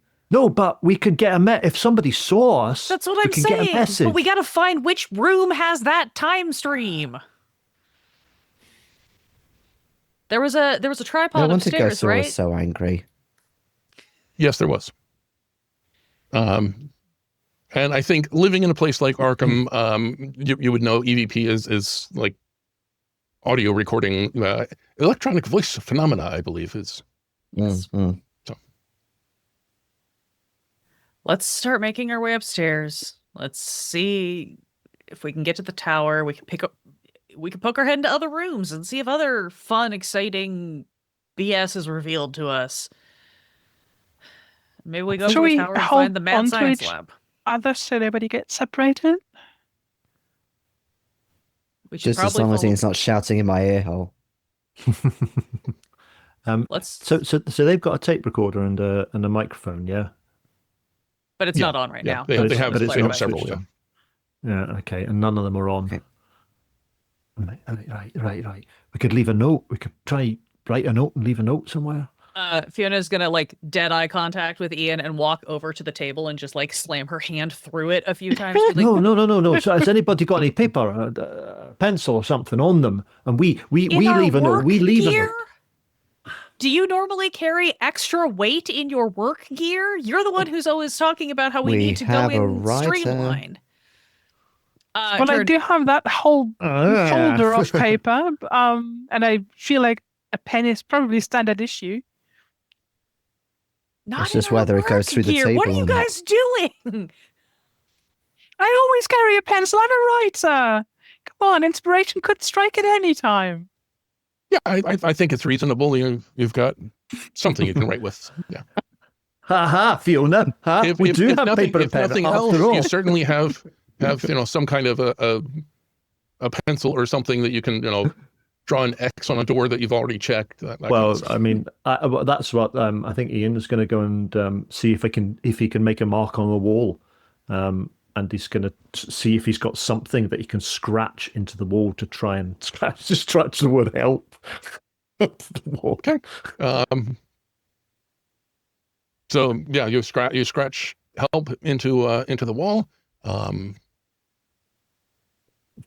The Sorted. ghost hunters continue their loop unimpeded. I leave a note saying firefighters caught in a time loop with the date that it was when we got lost. Put down. And put leave down, it in that room. Put write down. Fire when ignore the call. Arkham Fire Department 20 whatever it is. Ignore. Do not attend the fire at the old Corbett house. Well, I think that's the note we should leave at the windowsill upstairs so that you don't go in and pick up the girl.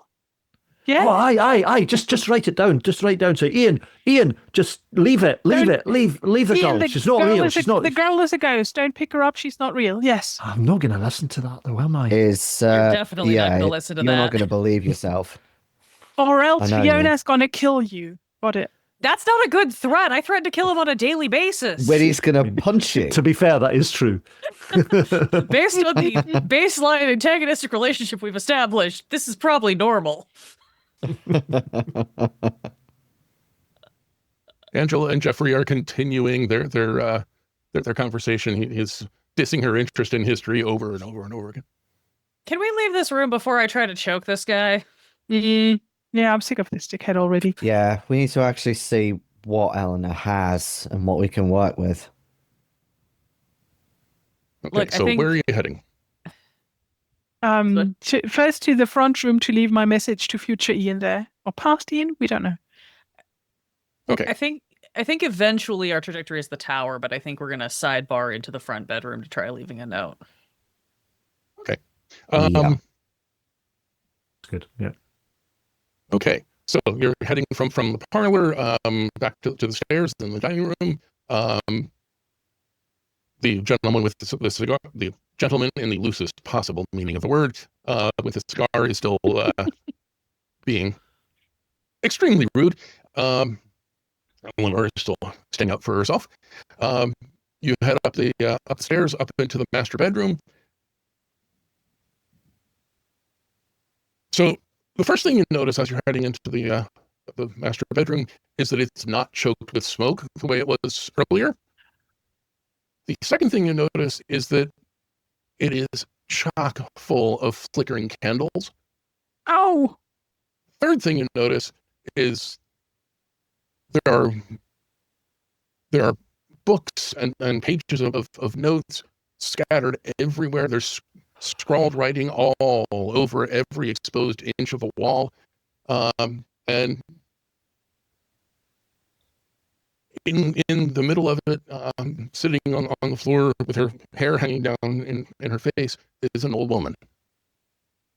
Well, I was going to say that all these flickering candles, not attended to very well, are going to give me an anxiety attack and I need to roll for sanity, but I'm not going to say that now that I'm so close to breaking.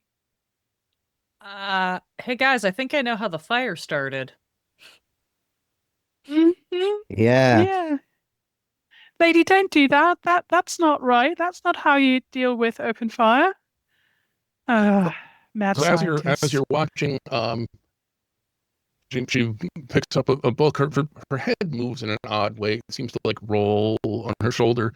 Picks up a book and glances at it and tosses it aside. Picks up a page of notes. And that's not what she's looking for either. And rolls her head over to the side to look over her shoulder at something that's scrawled on the wall. And as she does, her hair falls out of her face. And you recognize Eleanor, the same woman from downstairs. She's not nearly as old as she looked at first. Probably 10, 15 years older than she was at the party. And she's trying to think. She picks up a candle and she's working her fingers through the flame, kind of staring into space. Dr. Barnes, can you hear us? Dr. Barnes? Eleanor, we know where Sophie is. She's safe. Sophie's safe. Don't do that. You're gonna burn yourself. She's staring into space. She puts the candle down and flips a page in a book, reads a sentence or two, sets it aside. No. She can't hear us. No. Oh. Okay. Well, look, I'm just gonna leave that message for future Iain here, and then we can go upstairs, maybe. Or should we maybe check her books? Do you think she's got something useful there? We could poke into the study and see if she's turned it into some sort of like occult ritual center where we might have something we can actually interact with so that we could contact her. Sorry, I'm trying to think through every horror movie that I've ever watched and like, what's the reverse side of it? What is it like from the ghost's perspective, right? Like how do they leave messages on mirrors, or they talk through a spirit board or something? Or a radio. Boy, or a young boy. Do we still have our radios?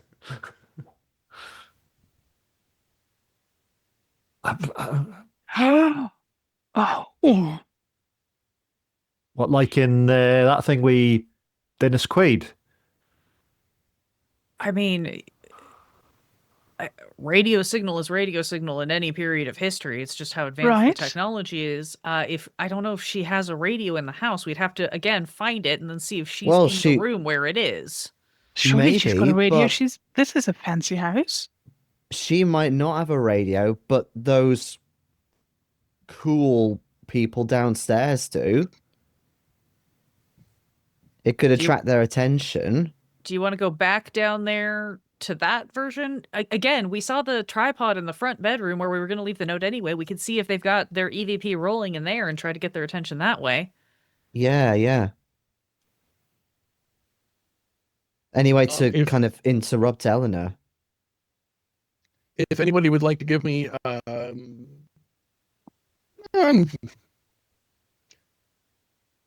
I'd take a spot hidden, library use, something like that. I've been raring for that library use. While they're discussing this, Ian's kind of gone and is looking at the scrawlings on the wall. As soon as Fiona started talking about like occult rituals and that sort of thing, he's kind of looking around to see because he's got a bit of an interest in that sort of thing.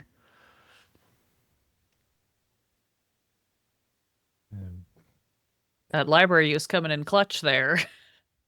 Yeah, that's a nice heart success. Yep. Florence is carrying us through this. Okay, so as you're looking at her notes on paper, on the walls, some of it looks mathematical, some of it looks chemical, some of it you can't immediately tell. It's not just a mix of different languages flowing into one another. It's different alphabets. Some that are just symbols, triangles, squares. There seem to be pentagons all over the place, and over and over and over again. Just the name Sophie. And on that, we're going to go ahead and take a brief break.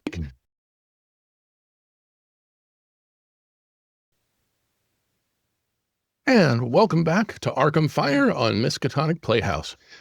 Before we dive back in, just a quick shout out to our friends at Chaosium, who are having their impromptu con event all weekend long.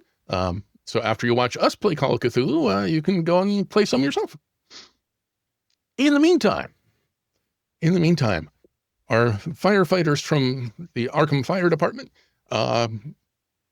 have answered a call to a burning house. They seem to be trapped inside where time doesn't seem to be working right. Each room seems to be a different chapter in the story. As one of my colleagues here says, wibbly wobbly, timey wimey. Yep, absolutely. So you're up in the master bedroom. Been watching older Eleanor, who's not all there, and is surrounded by notes in all kinds of different languages and different alphabets and mathematical equations and chemical symbols and squares and triangles and pentagons especially, and over again, the name Sophie.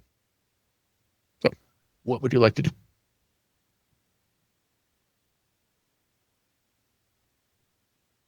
Fiona, did you say you were going to have a look in the study there, see if you could? Yeah. There's something you could. If she's if she's got this all figured out, I'm sure she's got it all written down somewhere too. Okay. I still want to find that EVP and see if I can get my voice heard by at least somebody in this damn house. Aye. Okay. Are you all sticking together, or are you splitting? Because it sounds like there are two different destinations. So was actually the writings on the wall, that was not the resolution to the library use role, right? Like we were still going to get to that, I think. The library use was basically piecing together from isolated pages. None of it seems to make sense. It's a little bit of everything. Yeah, I mean, I do not have physics. No. Yeah. For what it's worth, part of this scene is an homage to an old friend of mine who spent a year abroad in the Soviet Union, came home and was realizing in the middle of class one day that looking at his notes from the lecture, he was slipping back and forth between, American English and Cyrillic in the middle of a sentence. So that's the kind of thing that you see going on here.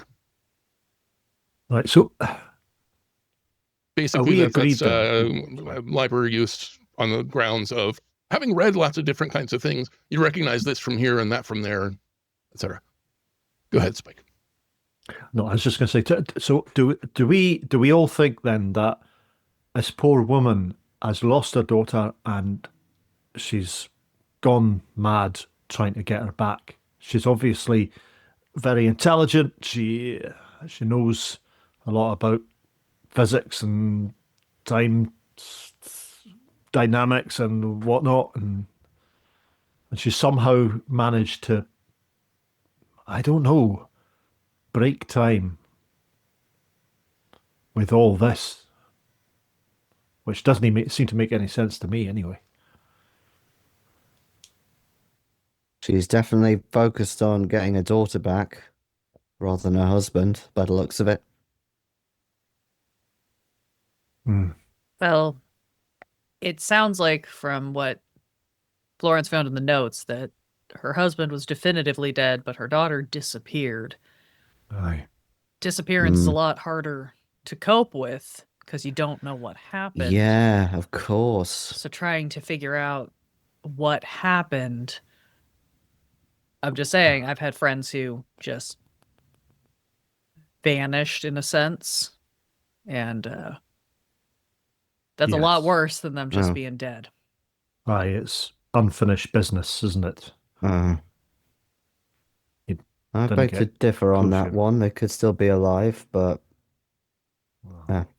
And we can't even really give her closure because we don't know if Sophie's fine in our time, right? Well, that's a good point. Maybe we accidentally pulled Sophie out of her time stream and into ours, but maybe she was also some sort of echo or remnant of whatever this is. I think we need. Oh, I think we need more information, which means we have to go touch more things. You know, Well, I'm very ready to go into that parlor and, I want to see these bookshelves filled with good things. But I Mhm. also want to I mean- go up those stairs and check out the turret. if we touch anything, I'll be relieved at this point. Really? Okay, so you had mentioned the study already, so let's head in there. You noticed earlier the floor to ceiling built-in bookcases. They are packed with books. There's a You wooden see me table. drooling at the sight. Oh yeah. There is a wooden table at the in the center of the room. Eleanor is younger than she was at the dinner party, not quite as young as she was at the front door. She looks exhausted, but laser focused. She's sitting there at a table piled with books. She's writing away in a composition notebook. As she's writing, there's a gurgle that comes from beyond the table. She reaches over and rocks baby Sophie's cradle with one hand as she continues to read and take her notes. Heartstrings. Look, this is a chance we've got to see what she's reading. I think this is the only way we're ever going to be able to interact with anything, is it? But we can write on the walls, so if we can figure out what to write on the walls and when to write it, then we might be able to get some message across. Maybe we can get the message across to her not to do whatever it is she's trying to do, because you know what I think? I think she's kind of made it happen by her messing about with time to try and get her daughter back. She's caused that time slip, which means we've seen her through the window, and I've gone up there and taken her out of the house, which would never have happened if she hadn't tried to get time back so she could find her again. Do you know what I mean? It's like a Yeah. Yeah, it makes sense, and the fact that she disappeared just meant that she did come to our time. I think you're right. It's like a grandfather paradox. She disappeared. You know? Yeah, she disappeared into our time, and that's why it seemed like she disappeared back then. Even though she was in the same house and same place. Aye, so her mummy's gone to all these lengths to try and get her back, and when she finally did something, she caused time to break, to fracture, and she just started the whole thing all over again. Sophia, if you can hear me, I'm sorry about calling you a little bitch earlier. That was uncalled for. The baby My bad. gurgles could be a coincidence. There's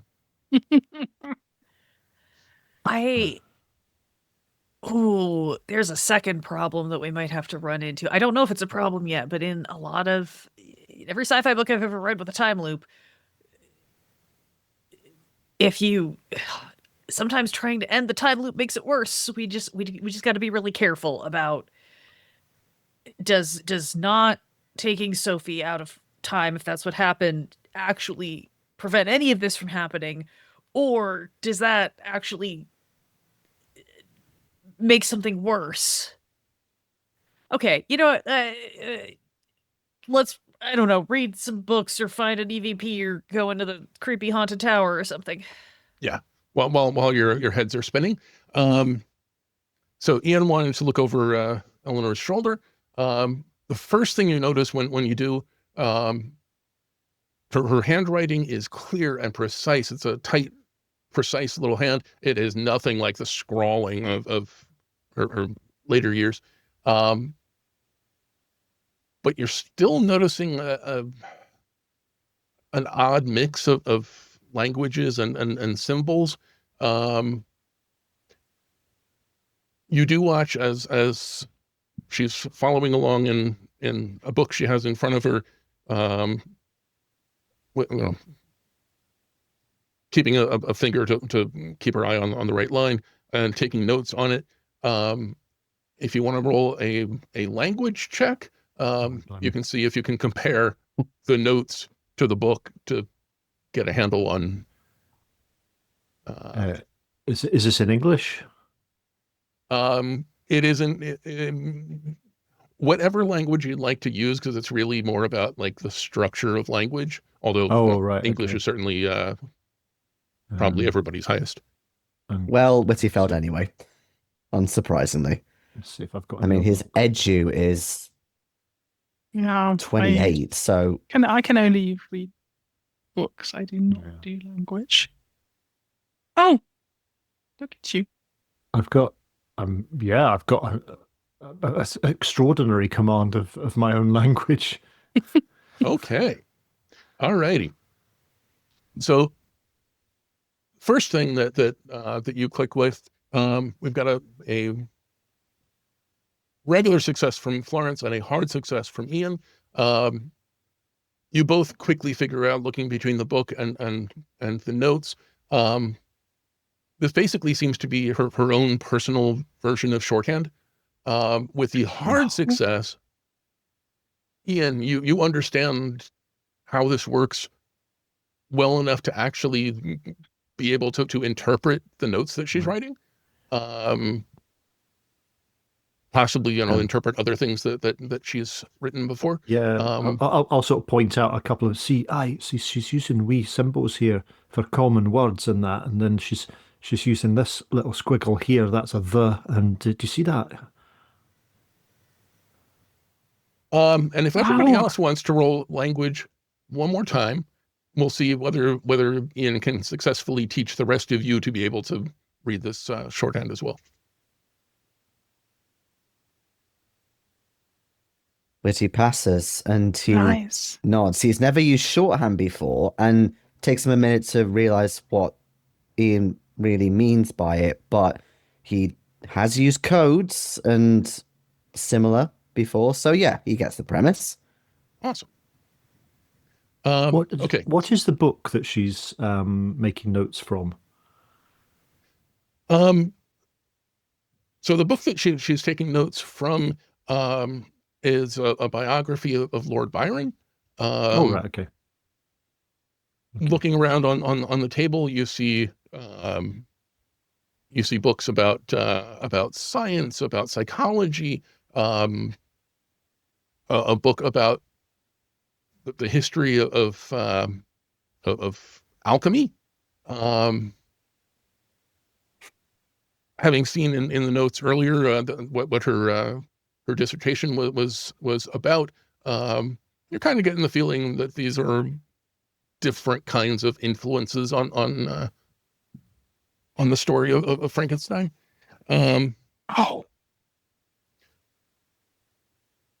Florence, I know, loves books and was gushing over the collection in this room. Already rolled library use and had a success. So I will tell you, it is thorough. It is wide ranging, math and physics and history and sociology and complete sets of encyclopedias, and every single book is lovingly cared for.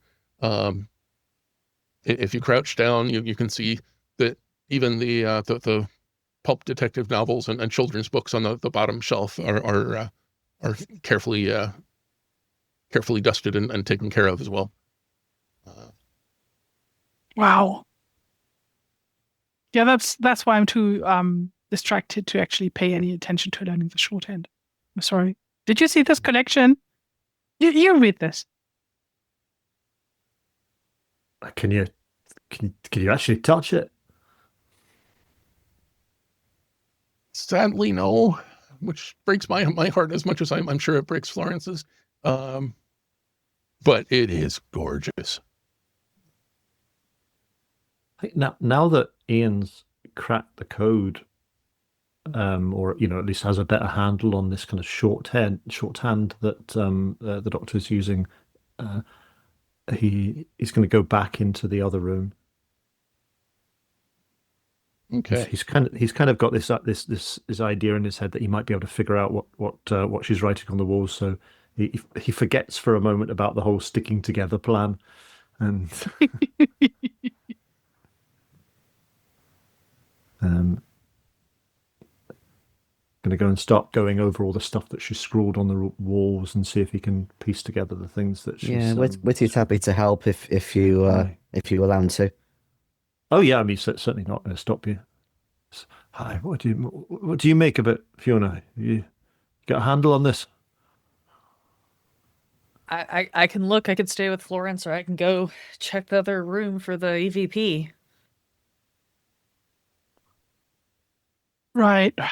If we must, and I let you drag myself away from the books. If you can get more out of here, you can stay here and keep looking. If we can't even turn pages, then I don't know how much more we can get unless she's a really fast reader, which looks like she might be. Yeah, no, that's certainly a problem. They're not being able to interact.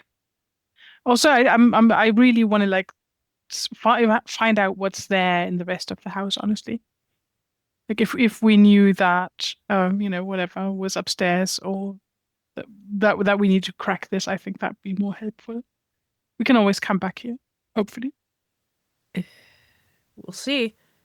As we go to make our way out of the study to kind of follow the others into the master bedroom, maybe continue to the front bedroom, I'm gonna try, because the only thing we can do is keep trying.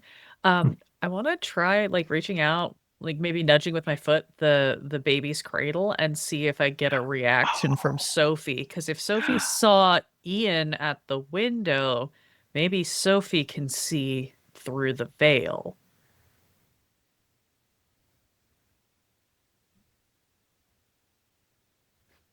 Go ahead and give me a pow. Mm-hmm. There it is. Nice. Okay, come on. That's an We 89 believe in over you. 55. No, my streak That's was it, too too good. I late. had too good of a streak last time. Spend the luck. I don't. I mean, you can push if you can tell me how.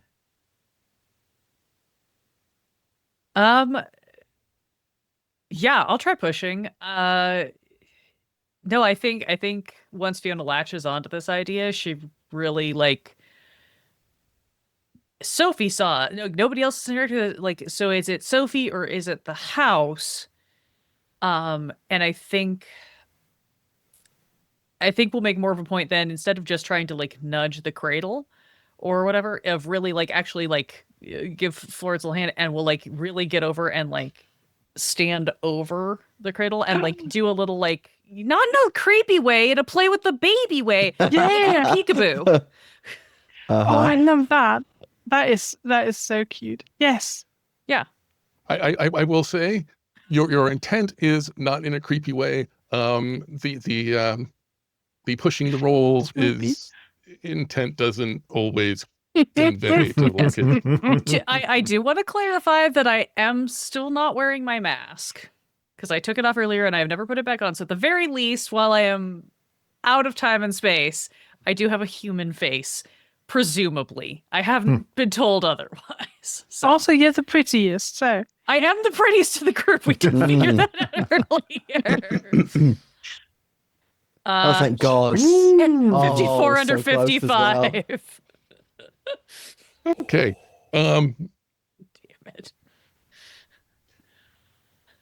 There is a moment where you're not sure if the baby's going to gonna giggle or cry or just completely stare through you. But eventually she goes with the giggle. she is, a very small baby, so it's hard to be 100% sure, but kind of seems like she's responding to your motion overhead. Whether that's because Sophie or because baby, who knows? It's a data point. Yeah. Even Babies crying would have responded. It's just less pleasant. Babies are very sensitive to paranormal activity. Great. With that new piece of plausibility, not confirmed, but noted, I'll kind of like look at Florence, give you a little bit of the like eye raise, like maybe, and then we will continue out to meet the rest of the crew and maybe go find the EVP. Okay. So Iain was heading back out to the master bedroom. Those of you who passed the language check a couple minutes ago to see if you could learn from him and Iain himself, you're all able to make more sense of the notes, such as they are. Mechanically, the notes scattered across the floor and the scrawling on the wall and all of it is essentially a tome. So you've had a kind of rough day to begin with, so I'm not going to give you a SAN hit just for reading stuff, but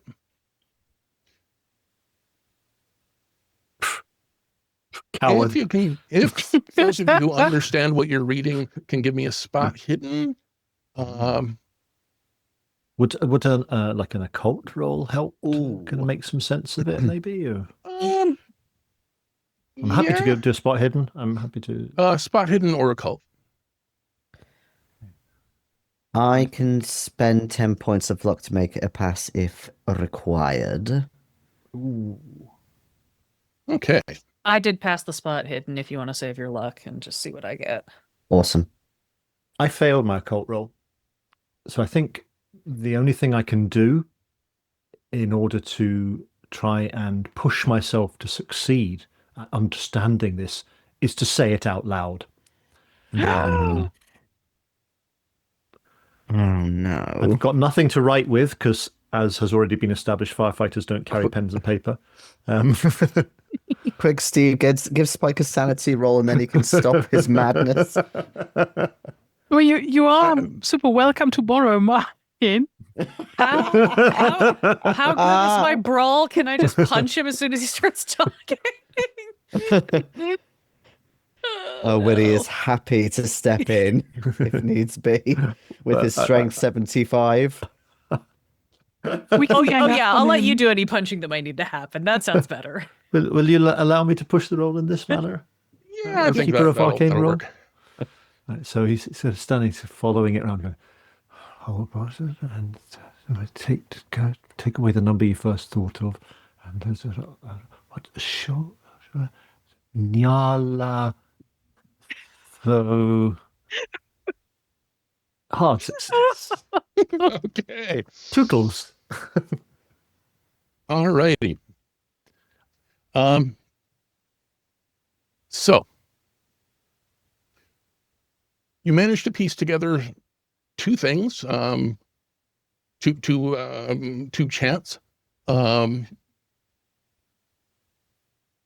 of them seems to be involved in opening a portal of some kind. The other appears to have something to do with closing it, so that's good. Those of you who've been studying these notes, as with any good tome, going to make a SAN check.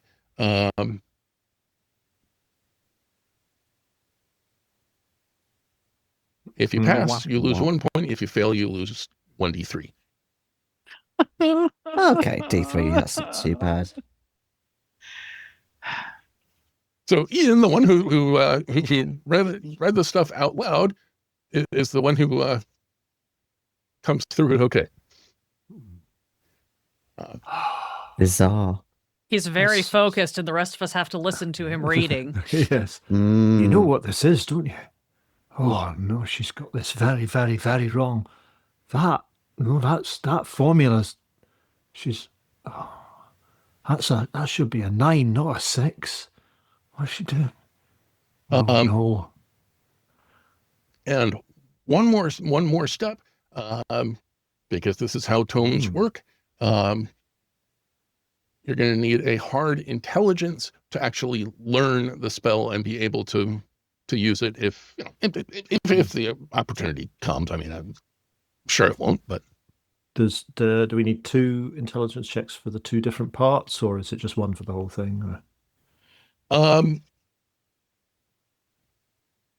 Whatever you'd like to learn and be able to use, based on everything you've seen so far, you could also potentially come back later once you know what you need. I'm gonna see if I can learn how to open a portal.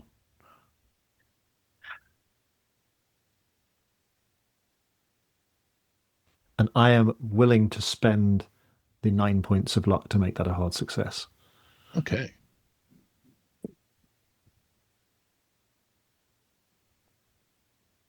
And that's a 44 under 70 I've got there. Ian's a smart guy, although you wouldn't know it based on the things he does and the things he says. I feel like I should attempt to learn to close a portal just on principle, but I don't think my odds of success are as good.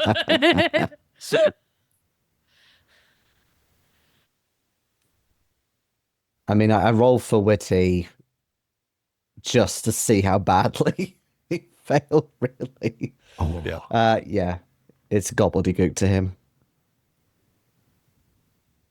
So Fiona, if you want to make that roll, or if you decide not to, I'll give it a shot. The worst that happens is I on. lose my mind and you guys have to throw me out a window. That's a normal Tuesday in Arkham. Oh yeah, that's a 98. That's so but it's over nearly a 55, fumble. so it is not a fumble. Oh, Yes, I was to say it is not a fumble, but it's not good. You do have a splitting headache. I had that from the moment we arrived, though. Yeah. Okay. I think I can get us out of here. How? Oh, I think I you can have take that us look back in your eye again. I think I can take us back to our own time, and then we can fix everything. We can stop ourselves from going into that house. I could stop myself from going up the ladder to set everything right. Because if I don't go up that ladder, then Sophie never disappears, and if Sophie never disappears, then Eleanor, not Eleanor. What's her name again? Is it Eleanor? Elizabeth. Eleanor. Elizabeth. Where did I get Eleanor? It is Eleanor. It is Alana. Eleanor. What? She'll never try and cast the spell in the first place, and she won't mess it up, and everything just reset. It'll all be fine. It'll all be grand. Well, get on with it then, Ian. What is it? Right. What do I need? Is there anything that I need in particular for to? The primary thing that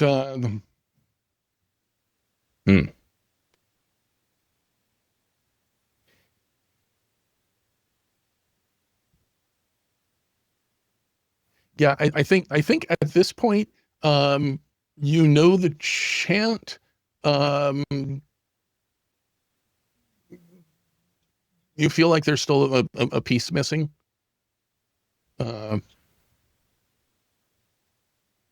A piece of the puzzle missing, not necessarily a piece of the chant. You just Right. So I got the chant, but maybe there's something else. There's something else. I can't. There's a bit I just don't get. Up in the tower. I think we have to go up to the tower. Probably needs like an object, like a focus. A focus eye, something like that. Aye. It's like that game that my nephew plays all the time, the Dungeons and Dragons thing. What? Oh yeah, That's nonsense. That's made up shite. That. I mean, everyone's got to have a hobby. Who we would get- want to sit round a table, play acting, pretending to be somebody else? You don't and rolling gotta dice? shit on my nephew. Do you want to go to the tower, or do we want to check the front bedroom? How old first? is your nephew? If he's 9, then fair enough. But if it's a Do you want to go to the tower, or do you want to go to the front bedroom? tower, Right, let's do it. Okay. Oh, Okay. For the record, I would submit that RPGs are probably the least weird thing anybody does in Arkham, but Oh, yeah. Why did you- No. I think the weird part is that he picked Dungeons and Dragons over any other game option in Arkham. well, okay. So you're heading up the circular staircase. First bit of good news. It is not getting uncomfortably warm as you climb the staircase. good news. As you reach the turret up above, it's an unusual room. It's an eight-sided room, so 8 windows looking out in different directions. And you find the 2 ghost hunters you saw earlier. They're down on their knees pulling back the carpet, and underneath the carpet of course. there is an old hardwood floor. Set into the hardwood floor is a circle with a star inside, inlaid with different colors of stone. Let me. What? Sorry, my computer is messing with my head here. Come on. Oh, right. Okay. Give me just a second. Fighting with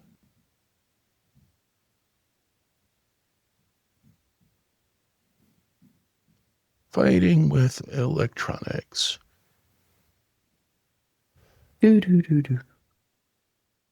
Intermission music. Yeah, that's what I'm trying to do elevator music.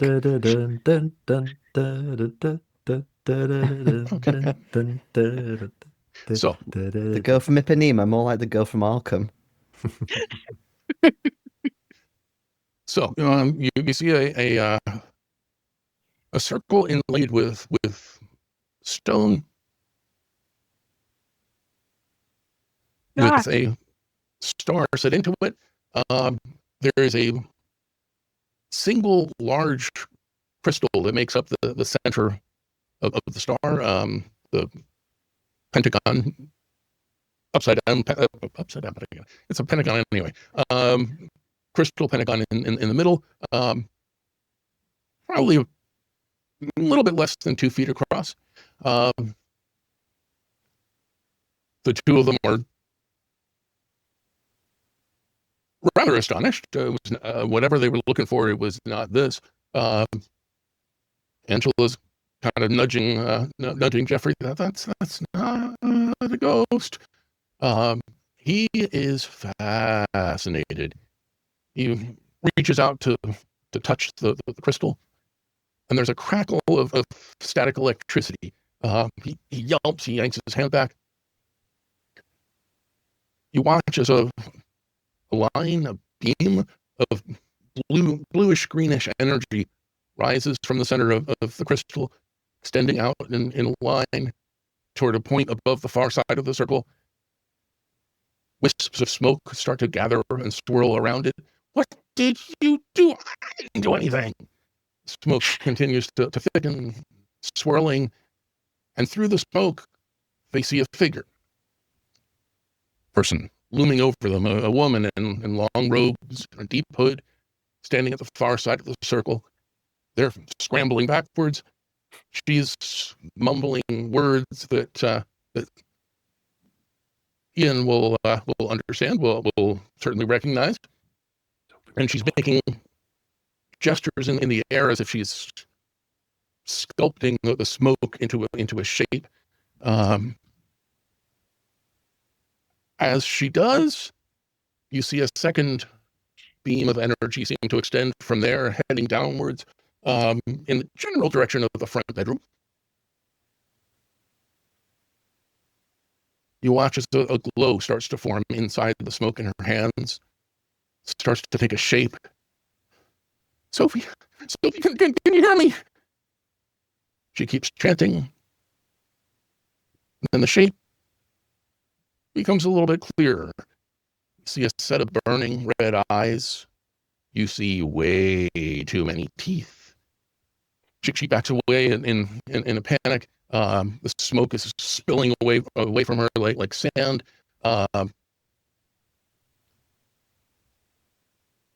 As it starts to lose form around her, the room seems to flicker. The view out the windows is changing every few seconds, from beautiful day to depth of night to watching electric vehicles hum along the road outside. She is desperately blurting out a different set of words. You haven't learned them, but you know that there were two. So this must be the close the closet. The ball of smoke is starting to shrink. And then a thing. A creature made of smoke and ribs and angular limbs pounces from the smoke and tackles her. And there is a terrible, terrible ripping, tearing noise. And you're going to make a sand check, please.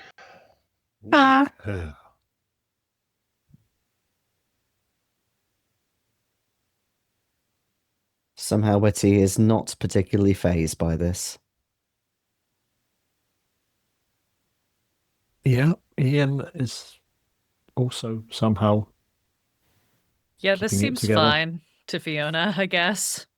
Okay. Angela's notes did say torn apart by animal, right? Yeah. Mhm. Yeah, Wow, that's to be hilarious. specific, her notes said it wasn't clear because one source said that she was torn apart by an animal, another said she died at home. Well, this is the stupid timeline. Well, Were the historians writing from two different timelines? no, they were both right. God damn it. So somehow you've all appear to have passed the sanity Yeah. check. You're each going to lose 1 point. Just Okay. As Eleanor horrifyingly dies, her loop resets. She's back on her feet, mumbling her words, starting to open the portal. But you notice the ghost hunters haven't reset. They're still watching. Angela is clearly in a panic. It started when you touched the crystal. Maybe if you touch it again. And as the creature starts to form again, Jeffrey's smacking his palm against the crystal again and again and again. The creature turns. It looks away from Eleanor. It turns to stare and growl at Jeffrey and Angela instead. Jeffrey runs. You hear his feet clanging down the middle stairs. Angela's backing away too, but she's desperately digging into her backpack as she goes. As she disappears down into the smoke, she tosses something. You have just a moment to recognize a green wine bottle and a burning rag. And it strikes the creature and it explodes. The creature shrieks. The world around you seems to erupt into flame. And the ghost hunters are pulling up the carpet and discovering the circle all over again. I thought maybe we were stuck in their time loop, but no, they've got their own time loop that's separate from Eleanor's time loop. It's all the same time loop now, but it used to be two different time loops. They also saw the time. Where's the time knife? Can we use the time knife to just sever shit? How does this work? Speaking and if of you can all knife, make a listen roll, please. I do have a potentially very important question. Do Whitty and Florence still have fire axes on them? Yes, they do. You still have, I believe, 2 fire axes, a professional grade Cool. first aid kit, and a toolkit, I believe. I'm going to spend 4 points of luck because at this rate, I'm not going to spend any luck, and that's just awful. Ian and Florence hear everything. That's like Florence critical and hears things extreme. that can't Mm. be heard with a critical success. That's extraordinary. Yeah. So what? Oh, yeah. What you realize on a successful listen. So as the Molotov exploded, as the creature shrieked, it wasn't really quite so much a shriek as a scream. And those of you who passed the listen check, yeah, that was absolutely the scream that interrupted the dinner party in the first place. Shit.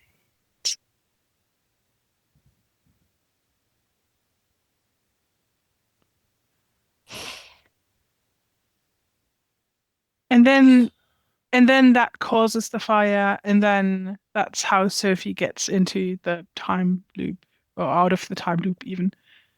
We know how the fire started. They must have been here just like earlier this. I'm going to call it this evening. You know what I mean? Yeah. Does that? The, Oh, sorry. the question is, did that fire actually deter that thing? Is that out of the equation now? Well, I mean, it still seems to be part of the loop, certainly. You watch it kill Eleanor. You watch it turn on the ghost hunters.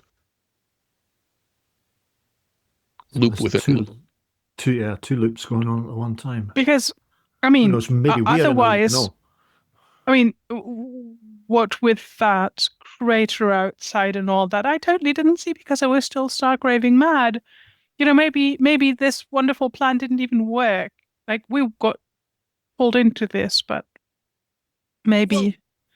Oh no, of course it doesn't work because the cars were old, though, right? I'm not sure this is weird. This is too weird. Too much time. The loops talk to each other. The loops talk to each other because I'm presuming you guys told Fiona, who was busy trying to figure out how the time magic works, about the scream thing. So she now has, because I was the only one who failed that listen roll. But if you explain that, then it like they talked because we saw this loop that was caused by the ghost hunters interrupt the past, so the loops have to talk to each other. Did they interrupt it though? I mean, or did they just see what happened? Well, it's not the first time this thing's been here. They touched it. And the monster, otherwise it wouldn't have shrieked. Unless it was here before doing something else, and there was a different shriek that caused it, but the shriek from the monster is the same shriek. But if it seems like it's the same, then that means that what the ghost hunters did to interrupt a loop with the spirit of Eleanor actually interrupted a live Eleanor in an earlier part of her life at the same time, maybe as when we interrupted by intercepting Sophie. And then the monster got into Sophie's timeline and wrecked the world there. But in another timeline, we were there to answer the call from the fire caused by the ghost hunters. If the ghost hunters caused the fire, that doubled back, and then that caused us to get pulled in because that's how the fire started. Yeah, I am so confused, but the point is, we need to stop them throwing that fucking Molotov. Yeah. Also, we need to stop Eleanor in the first place from calling that thing, because otherwise it's going to rip everybody else apart and still destroy the world. Aye. She messed up, and that thing got out. That's the thing we need to stop. Can I open my toolkit and pull on a pair of gloves and grab some tools and see very delicately if I can start, like, I don't know, I'll just take like a flathead screwdriver and see if I'm able to like wedge a tool into the edge of where this pentacle is? Yeah, maybe we can destroy that thing. Again, I'm Which sort he of just testing what holds up I'm the able fire to interact axe. with. Did it look like Eleanor, when she was casting her spell, she was standing in the middle of it on the crystal or anything like that? She was standing at the edge, but the energy seems to come from the crystal. And does that kind of does a penny drop for Iain then? Is that the missing element of That seems to be the missing element for that plus the gestures that she was making. Yeah. Okay. But she was watching very closely while she did Yeah. it. So just so I'm clear on what's happening here. Fiona, are you trying to pry up like the stones that make up the circle, or the crystal in the middle, or? I am at the Where edge is of the it? circle. I don't want to mess with the crystal yet. I am just seeing if I were going to try to like start prying up these stones or whatever, I'm just seeing if my tool will even interact with them. Because again, I have not had a lot of luck interacting with anything in the physical realm. So I'm seeing if this circle seems to be the loophole, but I'm also don't touch things, right? So I'm using a screwdriver to see if it like wedges in a way that it feels like I could make physical contact. Okay. So your screwdriver. In fact, I'm gonna be kind and say you have like a pry bar, because it would make sense that as a firefighter Sure, you need yeah. to get into places. Slots in just fine. The circle seems to certainly seems to be solid. Are you actually prying, or are you just? No, I am testing it, and as soon as it slots in, I will turn to everybody and be like, okay, so good news, everyone. I think we You can can interact touch with it. this. Also, bad news, everyone. This seems to be the conduit for the problem. Possibly also the conduit for the solution, but definitely the conduit for the problem. So what are we waiting for? And when he brings the axe down. No. No. We don't know if you destroy the circle, if you destroy this pentacle, we don't know. That might mean nothing ever can change. I can do this. I can fix this. Give me a chance to fix this. If it doesn't work, then pry away. I mean, at this point, we've got nothing but time, right? Yeah, let us know if we Okay. can help. Let me ask, just to be clear, Max, when Iain says wait, do you wait, or do you follow through on your intention? I mean, he's been thinking about just trying to sever this thing in two for a while. So he's probably gone in with the swing. And the momentum will probably carry him. Okay. Ah, He has intelligence of 30. Sorry, everyone. That's fair enough. Yeah, absolutely. He's very single-minded. It's a perfectly reasonable response. I'm not Okay. mad. Okay. Just a second. it might save here. the world yet. Yeah, so I guess you say no, wait. Too late. Just as the crowbar makes contact. This is the fire axe. This is the fire axe, yeah. Oh, the fire axe. Even. I Yeah, am fire not axe. crowbarring anything out yet. I might drop my crowbar and roll out of the way when I see the axe coming down, just to make sure I'm clear. Okay. And so I'm clear on exactly what's happening. Is the axe coming down on the circle or on the crystal, or what is your? On the crystal, it's slap bang in the middle. Okay. In which case, go ahead and give me a fighting brawl. No, I'm not sure if I want you to make this or not. I can afford the luck. I do have 66 luck left. Oh, It's not a fumble, so I can. Well, that was That's what I so need. close. That was a 98. Mm.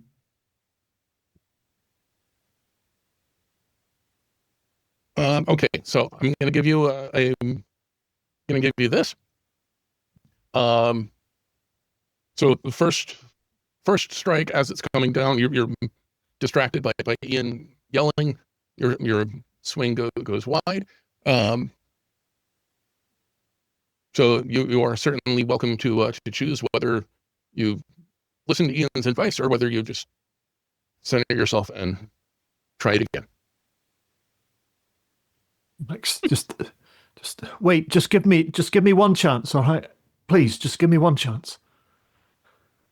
I'd like to disclose that Witty is very short-tempered as well, and he's been standing here for a good 10 minutes while you've been yapping on about like, oh yes, we could do this. No, there's this little loophole here, and he's really just like, fuck this. Let's just destroy the thing and whatever. So would I be able to make a power roll to see if I do listen to your advice?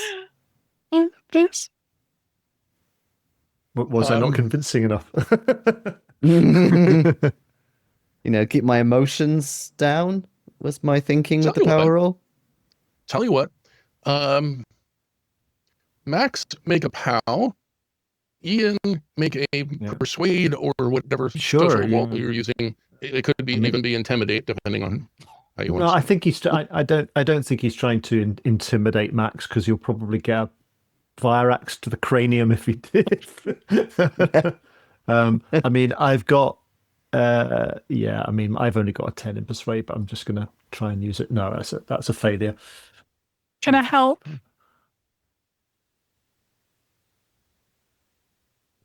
Who would you like to help? I'd like to help Iain persuade Max. Sure. Iain, I'll go ahead and give you a bonus die. Okay. I'm gonna need to get a 0. Oh no, I can't. No, I can spend luck. It's not a push roll. I can spend luck. I will spend the 13 points of luck to make that a successful persuade roll. Okay, so thank you, Florence. Max holds the second swing for now. I reach into my pocket and find a Snickers because it looks like Witty really needs that. How did you know Snickers was my favorite? It snatches it. Yeah, that's 2 minutes piece. Can I, as this goes down, as I dodge out of the way in case this axe happens, can I go to the windows of this turret and just kind of, like, I just want to look out from the windows here and see. I think I will even go like sequentially in turn through all of them and see if it looks different outside. Like, do I see the crater? Do I see historic street? Do I see modern street? Like, is there anything telling about what I can see from outside in this? Try to see if I can see through the time fog.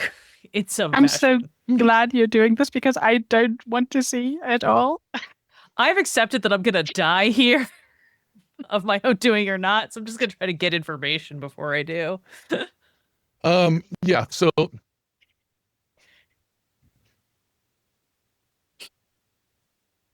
looking out the windows, it's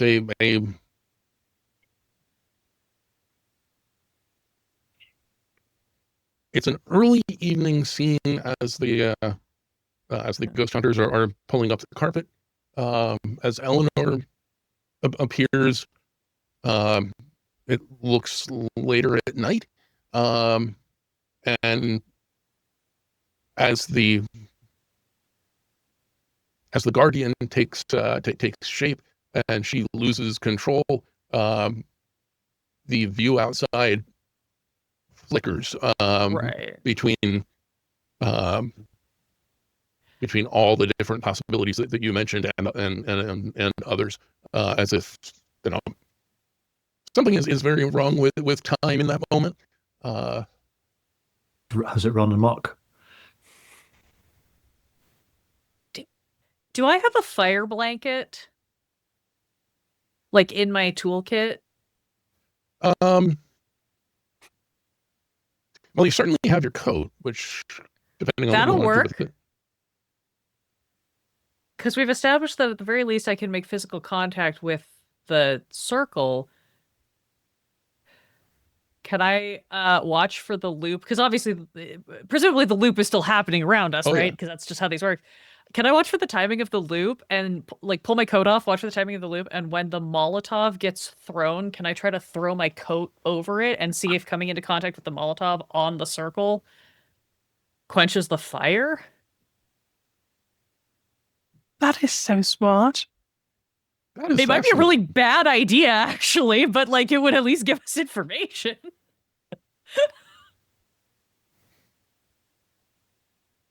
I think I broke Steve. Sorry. No, that's okay. This is how I learn things. When somebody asks something that had never in a million years occurred to me.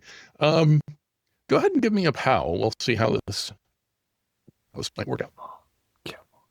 That's an extreme success. 10 under 55. Oh my god. Excellent. Playtesting. So the fire never happens. Okay, so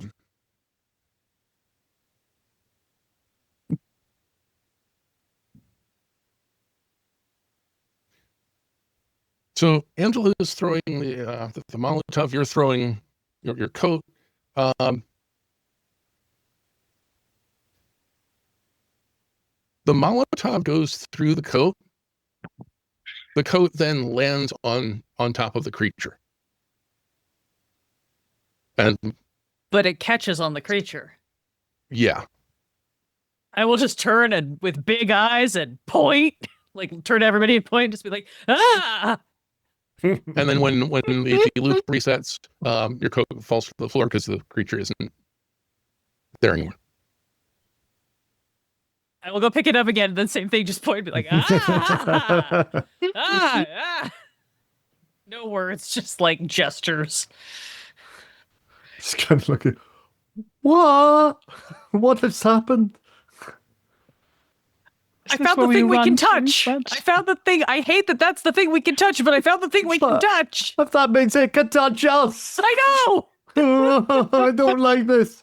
That's kind of what the ghost hunters learned earlier this evening. Yeah. Right. Okay. If this doesn't work, all bets are off. Do whatever. Smash it. Set fire to the place. I don't know. I'm ready when you are. Yeah. I'm Is going it- to. Oh, sorry. Yeah. Just time it. If we're gonna just try smashing the thing, smash it before that thing comes out of it. Because if that's either smashing it is gonna fully open everything and it's just gonna be here regardless, or smashing it is gonna lock it on the other side of whatever it's coming from. Right? That's how this works. Yeah, That's yeah. how portals work. Okay. We'll go with that for now. Here goes nothing. And I shall start to try and enact the incantation and make the hand gestures as I've seen them, position myself so that I can utilize the focal point and the energy point of the crystal and speak the words of power. Anal Nathrach Uthwas Vethir. Okay. So, Eleanor was trying to open a passage between where and when she was and Sophie in her bedroom. Where are you trying to open a passage to? Because your one end is where you are now. I'm sorry, guys. I'm opening a passage to 6 years ago, the last place where Sam was seen. Oh, This is so cool. Steve, Yes, sir. how long actually has Max been in firefighting and all that? Because if it's only been less than 6 years, Max is going to try and stop Iain. But is it apparent where I'm opening the portal to and when I'm opening the portal to while I'm doing it? That's the other thing I'm wondering. Yeah, it wasn't apparent where Eleanor was opening a portal to until it was already in progress. So it's probably not immediately obvious. Okay. Not to mention, out of the house that way somewhere is kind of vague. So Iain knows where he's trying to open a portal to. I'm not sure Max would necessarily. Would I potentially? That's fine. That's fine. If we don't know, then would I potentially recognize it though? If I know where I'm guessing that it's probably going to be that Sam was last seen maybe leaving their apartment or leaving the hospital to go home, possibly after a shift. That sounds kind of feasible. Okay. All right. So I think Fiona maybe would recognize it. I might at least clue in that you're not opening it to us arriving at the fire however many hours ago. Okay, that's something. Sam's my significant person. Okay. So, Iain, I'm afraid none of you are. Go ahead. But it might work anyway, so who knows? Go ahead and make me a power roll. We'll see how the Am I looking for a hard success? ritual goes for you. Okay, I've still got 43 points of luck. Ooh. I am going to spend... What do I need to spend? Oh, hell, I don't think I've got enough. Oh no, I do. What do I need? I need 20. Oh no, I need to do maths here. 71 minus 25.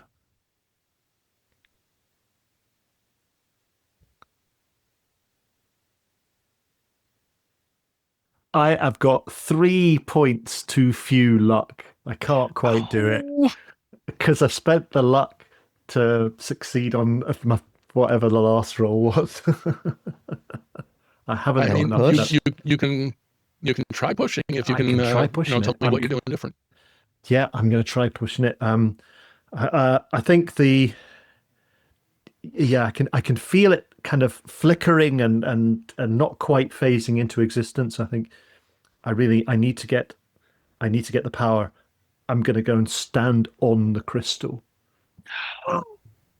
in order to, fully utilize the power of the pentacle, and focus myself on it. Does that work? That works. Okay, here we go. There's no luck spending on this one. Oh, success, but not a hard success. Okay. I'm assuming it's a hard success that I need, yeah? Well, the degree of success would might help to shape what. Oh, right. Oh, okay. Next, then. Well, it's a success then. It's a success. Okay. All right. So you're drawing the energy from the crystal into your hands. You're shaping the portal. Fiona staring into this ball of smoke. You're catching a glimpse of the street in front of Sam's apartment. So you're recognizing where this is going to. At which point I think I will start to say aloud, Iain, where do you think we're going? It's all right. I've got this under control. Do you? I need to do this. The problem is that you are using the same ritual, the same spell that Eleanor was using. Oh, I thought I'd fixed it. Oh. Because you're working from her notes. So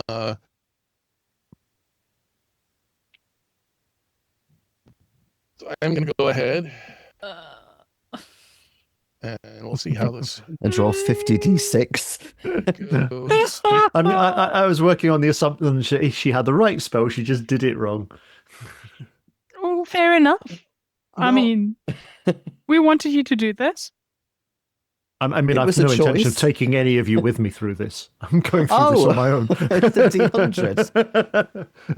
Oh, goody. Is that how much sanity I lose? No. Oh. Oh. Okay.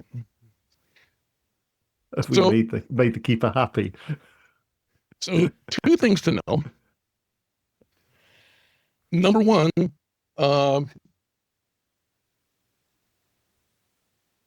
the ritual as Eleanor had it seems to draw the attention of the creature. The rest of what happened to this house seems to be a product of the creature attacks, and she's trying to dispel and basically leaving the door not quite open and not quite closed. So the creature poops into existence. It's not slow and gradual like it was before. It rolls a 45 to splash at you with its claws. That is a hard success. Ooh. Oh, I might. Is this at me? Yeah. Oh, Doing yeah. the ritual. Am I able to dodge it whilst still enacting the ritual, or do I need to worry about that anymore? Do I feel that the portal is open and I can now go through it if I can avoid getting torn to pieces by this monster? You're just gonna jump through and leave us? Well, I can't close it, so it's still going to be open. So, but yeah, I think at the you should be thanking me. at the moment you're focused on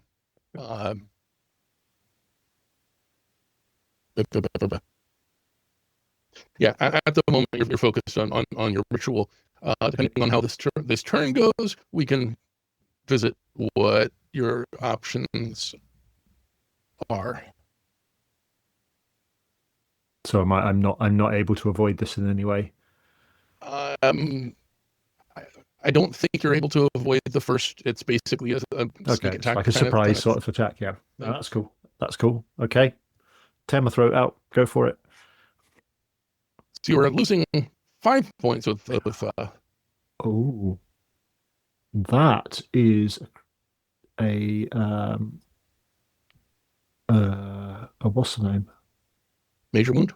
That is a major wound. Yeah, that is more than half my hit points. Okay. Con roll to see if you stay conscious. Absolutely. Probably not. I don't have much of a con. No, I keel over. And do I have enough before? I've got 32. I could spend 32 points of luck to stay conscious. I'm going to spend 32 points of luck to stay conscious, if I may. You can do that. Okay. That leaves me on 11 luck. Can't take it with you. But yeah. Massive big gash. It's just kind of clawing at me. Yeah. Okay. So, come on.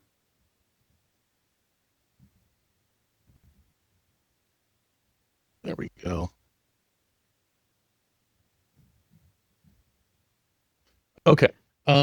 So let's go ahead and actually no. No. I take that back. So you don't actually take 5 points.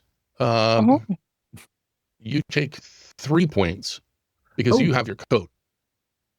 I said I've earlier got on a bit of it armor. works Okay. as armor. I blanked on it in the moment, but Okay. I'm guessing that is no longer a Okay. major wound. It is not a major wound any longer, no. Save your Okay. luck for next time. Yeah. Wow. Okay, so I think this is a good time to set up some initiative. I've got the monster. Iain, what's your dex? 50. Okay. Fiona. 45. Okay. Max. 65. 65. I go last at 40. 40.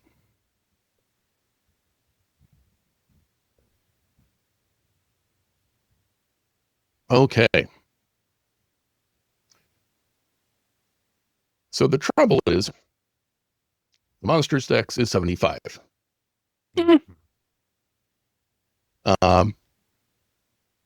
So as I understand how these rules work, its sneak attack is basically a sneak attack round. Yeah. I think so, yeah. Which means It gets to go again straight away. yeah. And it is going to it's going to go with its strongest attribute, which is those nasty, nasty teeth. Okay. Is it me it's attacking or somebody else? You're the one who's messing around with time. Yeah, fair enough. I will, if I may, try and dodge this. Yes, you can. Is that another hard success? Yeah. That is a hard. Oh, Now use that luck. I'm going to use that luck. I need to take that down to a 30 from a 49. That's 19 points of luck to make my dodge a hard success. Okay. There is something in that burst of adrenaline as those teeth are gnashing at you.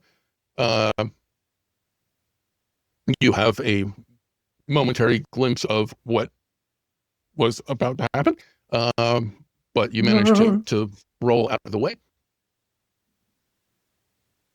So then, I would like to try and roll out of the way through the portal if it's possible.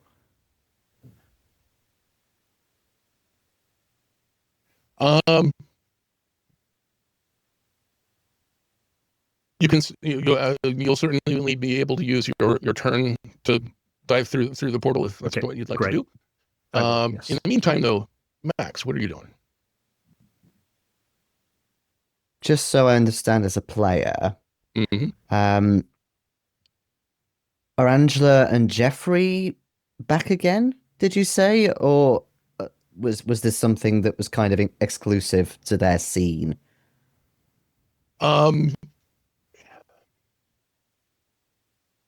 So as you saw when we were dealing with the airborne coat, the creature is more real across time than anything else.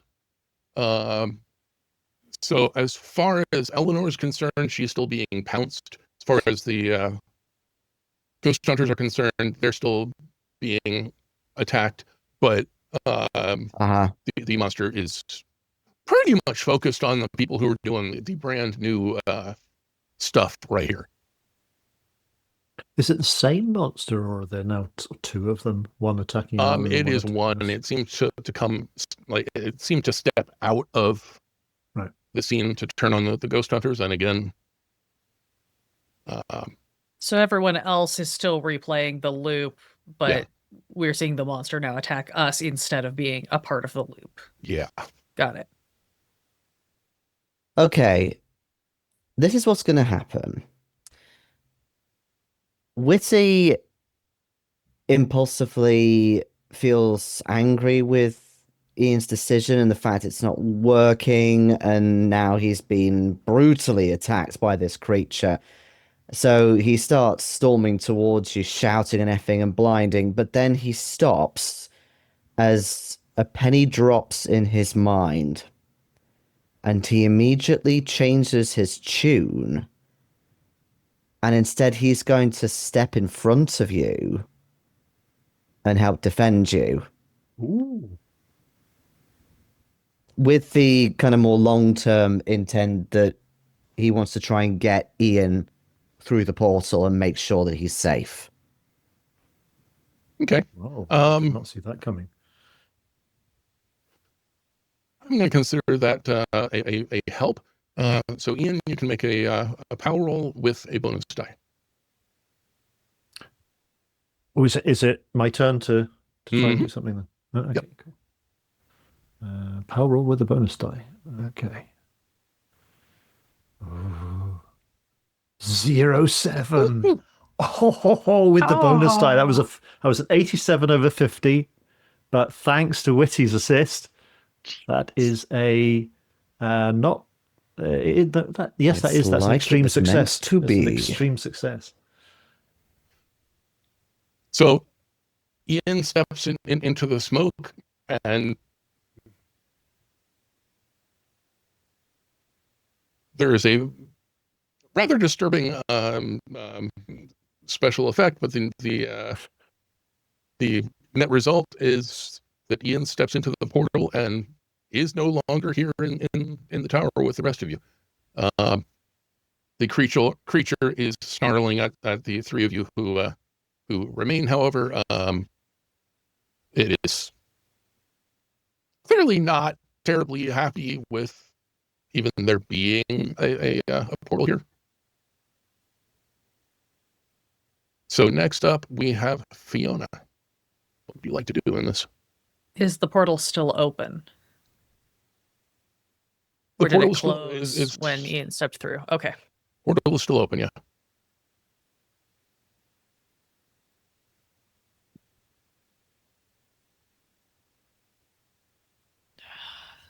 First rule is you save yourself first, because you can't help anyone if you go down. I think I'm going to try to run past and dive through the portal. Power roll. Extreme Oh, success, yeah. 9 on 55. Ah, Nice. Okay. All righty. So Iain and Fiona are no longer here. That takes us to Florence. well, I've seen everybody else do it. I want to do it too. And I sort of dive at the creature's feet and hope to sort of, slide through into the fall. Power roll. No.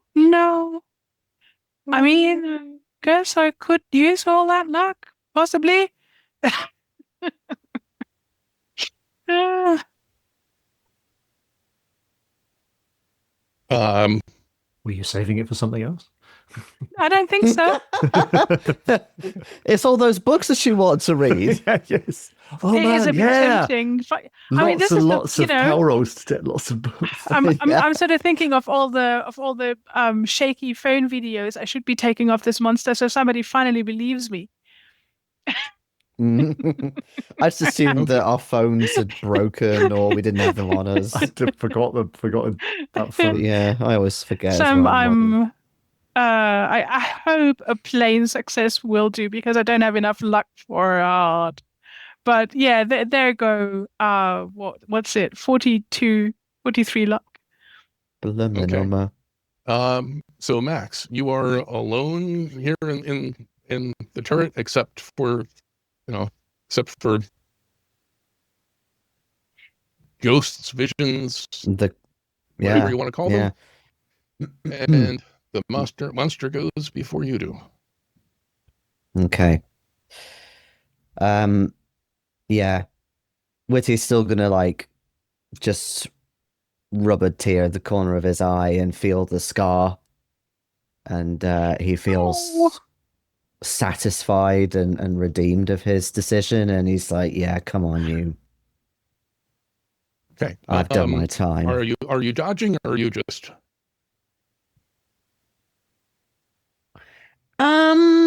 doing a come at me?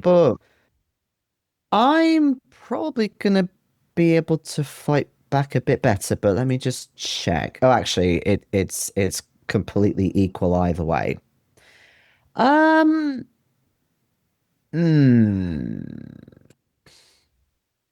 I think so because he's been desperate to use his hand axe now for so long. He's going to fight back. Come on, Witty. Okay. So I So I only have to have roll? the unarmed, so I'll have to. Yeah, I've only got unarmed though. So if I do pass, then I'll have to just Yeah, add we'll up we'll, manually. we'll fix the damage. Okay, 7 points of luck. I Okay. can spend So more if needs be. I have plenty left. okay. So the difference between dodge and fight back is that if you tie the opponent on a dodge, Yes. they do not hit you on a fight back. They do. You need a better success than they've got. So with an 86, Yes. the Guardian has a regular success. 86 is a success. Oh, okay. Very well. In that case, I will spend 37 points of luck to make it a hard. Okay. Thank you very much. So give me a 1d8 plus your damage bonus if you've got one. I do, yes, because I am a big boy. So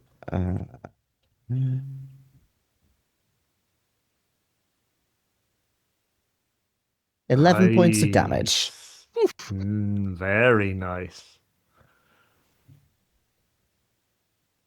That one Right. killed me outright. Yes, but I had a change of heart. Yes. Thank you for not killing me. Thank you for attacking the horrible monster instead. Okay. So, Max, you are up. Okay, now that I've hit this thing, And And hopefully snarls. It it's- does not enjoy that, but yeah, it hopefully at least temporarily, like just flinching back, he's going to make a run for it through the portal. power roll. A power roll. Okay. Oh, yes! Wow. There we go. Extreme success. Bye, Florence.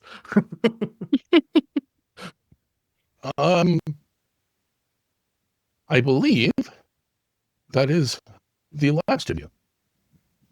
Mm. Is that correct? Because we had Yeah. people spent a whole bunch of luck. So I think everybody is out. Well, Florence, did you spend? Yeah, Oh, that's- sorry. Florence, yeah. yeah. I did yeah, too. that's- I missed that. Oh, good. I was going to say, I'm sure Yeah, sorry. she went before me, or else I would have obviously. No, no, no. Yeah. I'm gone.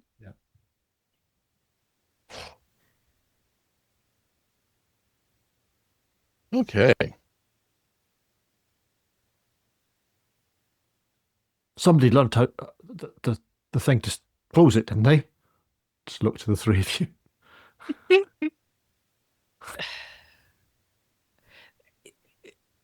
I think Sam! as the lights start to as the scene starts to fade, I think the last thing we see is the Guardian turning to stare at the portal. Might take one step toward the portal, but I think that is going to, having escaped at least for right now, I think that's going to bring us to the end of Arkham Fire. Let's go around the horn one more time. Who are you? What do you got coming up? Where can people find you? And we'll start with Alondra. I am Alondra, aka Lady Bedivere. You can find me everywhere that fine socials are mediated, at Lady Bedivere. I am frequently a player here at Miskatonic Playhouse, over on Meme of the Month and Majestic Goose Network, over on Midnight in the Garden of Chrome and Fog on Vaneloswin, and am a player, GM, and producer for Quests and Chaos. You can follow me at my personals for a bunch of upcoming independent projects that'll also start releasing in the next couple of months. And I'm always delighted to be here with these fine folks. And Jayson. I was just saying, see this in the chat. I want to know where am I and when am I, not who am I. I want to know what happened. But anyway, yeah, so I'm Jayson. It's been great to be back with everyone here. Of course, you're wonderful. And obviously, on behalf of the Miskatonic Playhouse, So you can find me socials wise on Wreathed in Flame, on the Lighthouse Beacon server, Miskatonic Playhouse server, Symphony, all the usual sort of RPG, etc. And please do pick up Bride of Pendle if you haven't got it already at Drive Through RPG. If you want something extended and creepy on the run to Halloween with lots of folklore, then I'd greatly appreciate it. So thank you. And Yeti.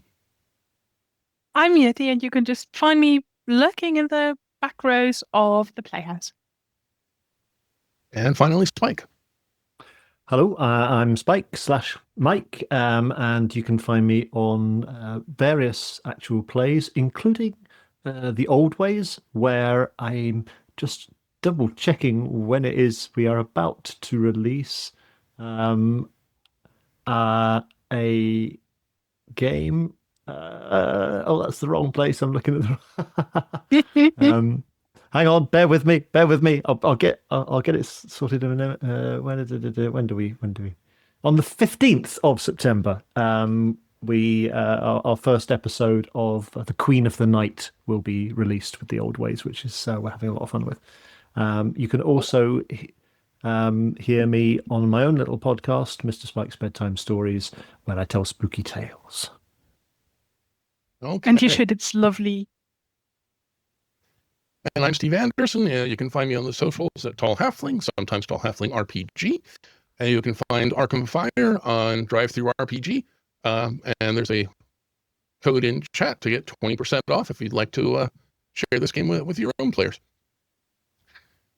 For now, that's going to bring us to the end of our game. So thank you very much, players. Thank you, Miskatonic Playhouse.